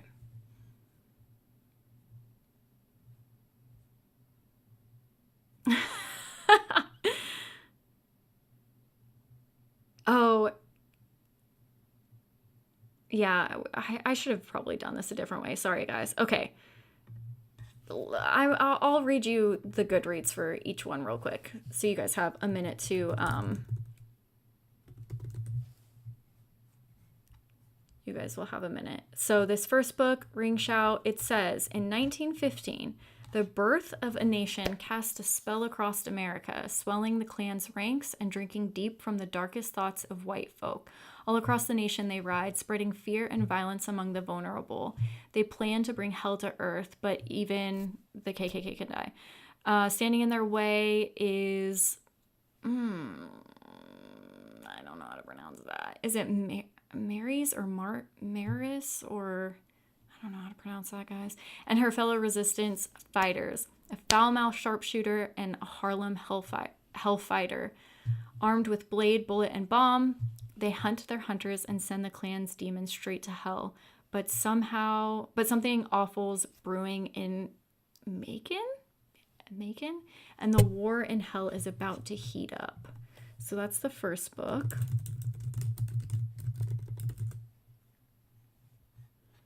Nick Cutter's The Deep. It says... A strange plague called Gets is decimating humanity on a global scale. It causes people to forget small things at first, like where they left their keys, and the not so small things like how to drive or the letters of the alphabet. The bodies forget how to function involuntarily. There is no cure. But now, far below the surface of the Pacific Ocean, deep in the Mariana Trench, a heretofore known substance hailed as ambrosia, a universal healer from initial reports, has been discovered. It may be the key to eradicating the Gets. In order to study the phenomenon, a special research lab has been built 8 miles under the sea surface, but when the station goes in...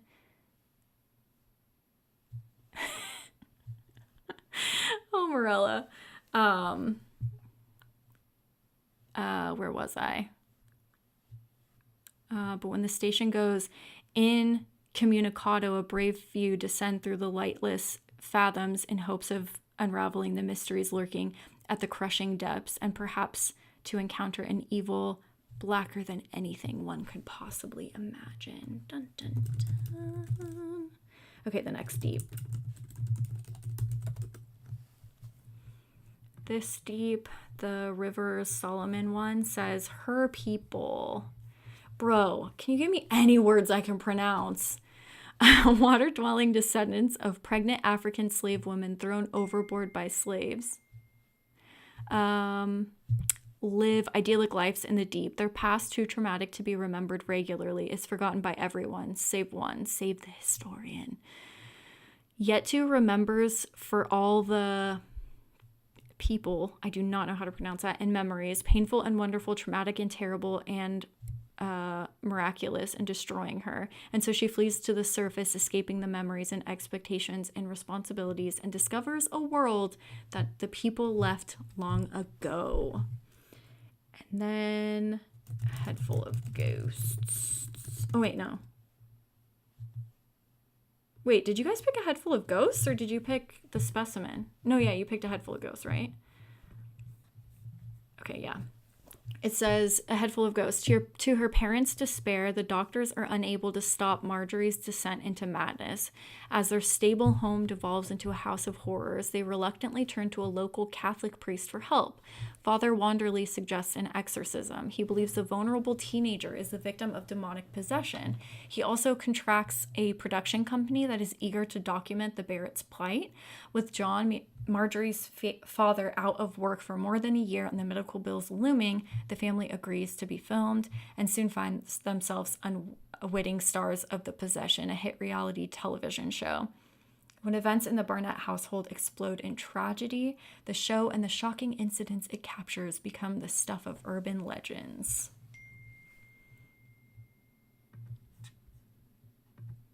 Okay, so there's that one.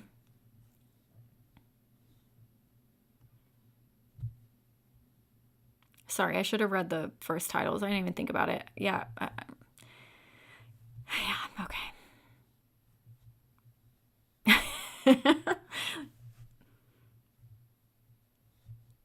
Has it been suggested before? I mean, I know we've talked about it, but that's funny. I didn't even realize.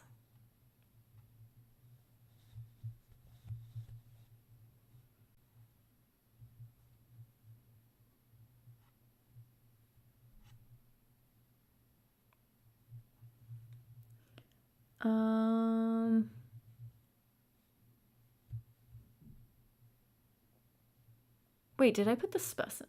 Wait, I'm so confused. I did that right?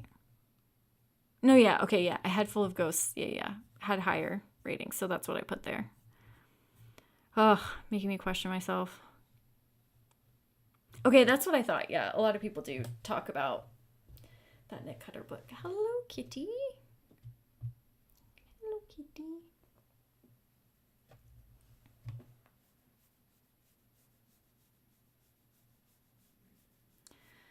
Okay, feel free to vote for which one you prefer. I will close the poll in just a minute and we'll get an idea of what we'll have.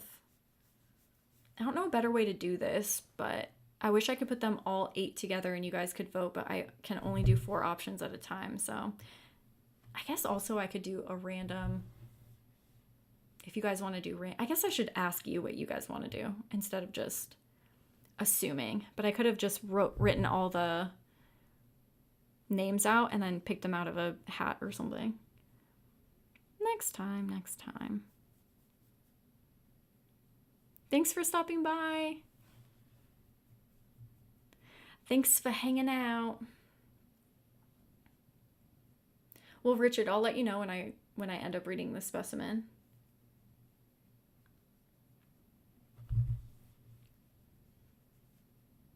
You are so freaking cute. How did you get so cute?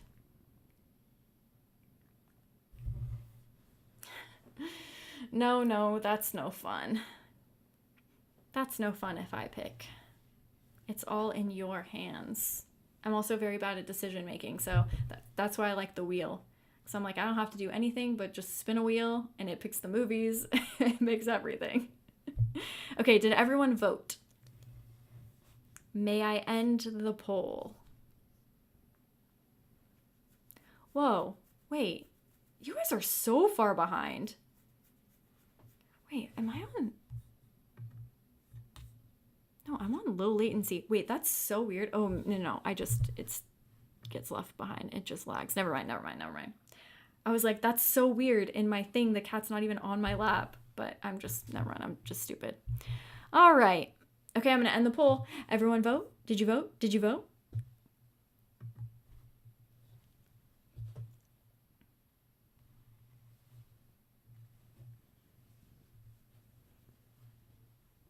Okay, I'm going to end it now.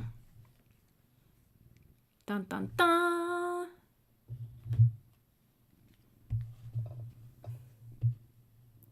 Interesting. Wait, I put the specimen and the deep? Wait, you guys, I'm so freaking stupid.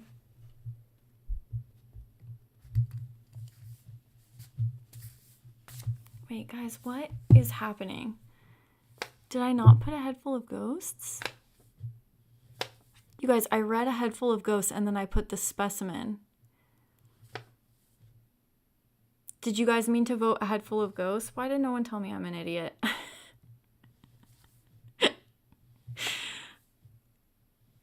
Should I just move that to a head full of ghosts? That's what people originally voted for.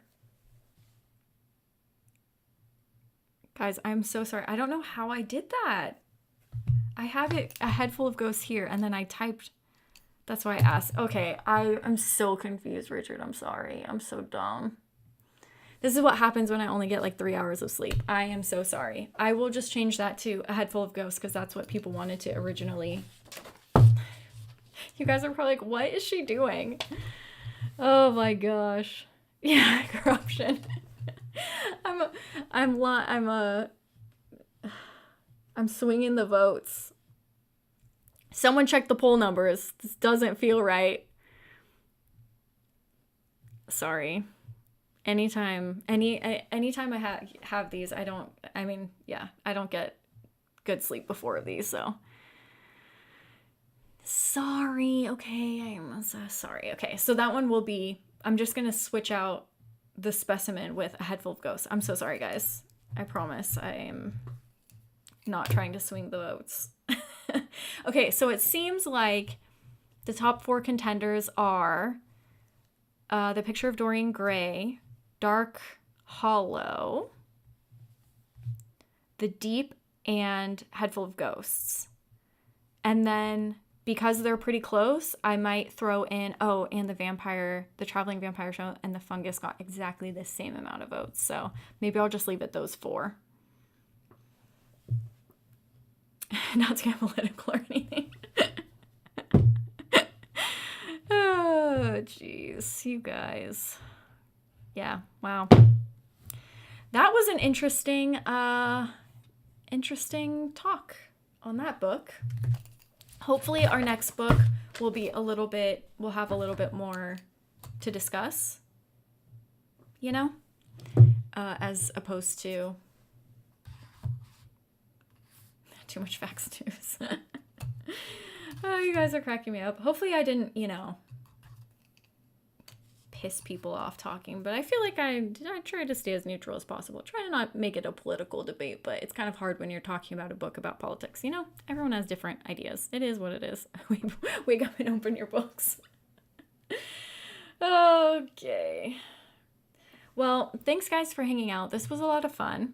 And I actually learned quite a lot about that book that I kind of missed from reading it myself. So this was a good discussion. And I can't decide if I'm going to get a boba or take a nap before my girls' book club, where I have to go and discuss the book, The Deep. But I'm going to do one of those. Thanks for hanging out, everybody. And I hope you guys have a good rest of your Sunday, although I think for a lot of you, it's the end of the day. But if there's any Americans in here, I hope if you're not American, you have a good rest of your day too. It just might be the end of your day. You get what I'm saying. Why not both? Yeah, I don't have time to do both. I have to go to the book club soon, unfortunately, but yeah. It's a hard decision, sleep or boba. It's like the two most important things to me, Anyways, thanks for hanging out. Yeah, you can suggest whatever you want. Anything you'd like. I think one of the first book clubs I suggested Dracula, and I thought people would really want to read it, and it ended up not getting that many. Yeah, and that's the time that people. What are you trying to do? They chose the Amityville Horror instead of Dracula, and I was like, really? Okay. But anyways, boba all day. Okay, you may have talked me into it. All right, thanks guys. Thank you for hanging out. Thank you so much, and I will see you. Either on Patreon, on Instagram. I'll be posting on YouTube this week. And yeah, I think that's it. So see you guys in one of those places, and I'll announce the book club soon. Bye, everyone. Have a good day.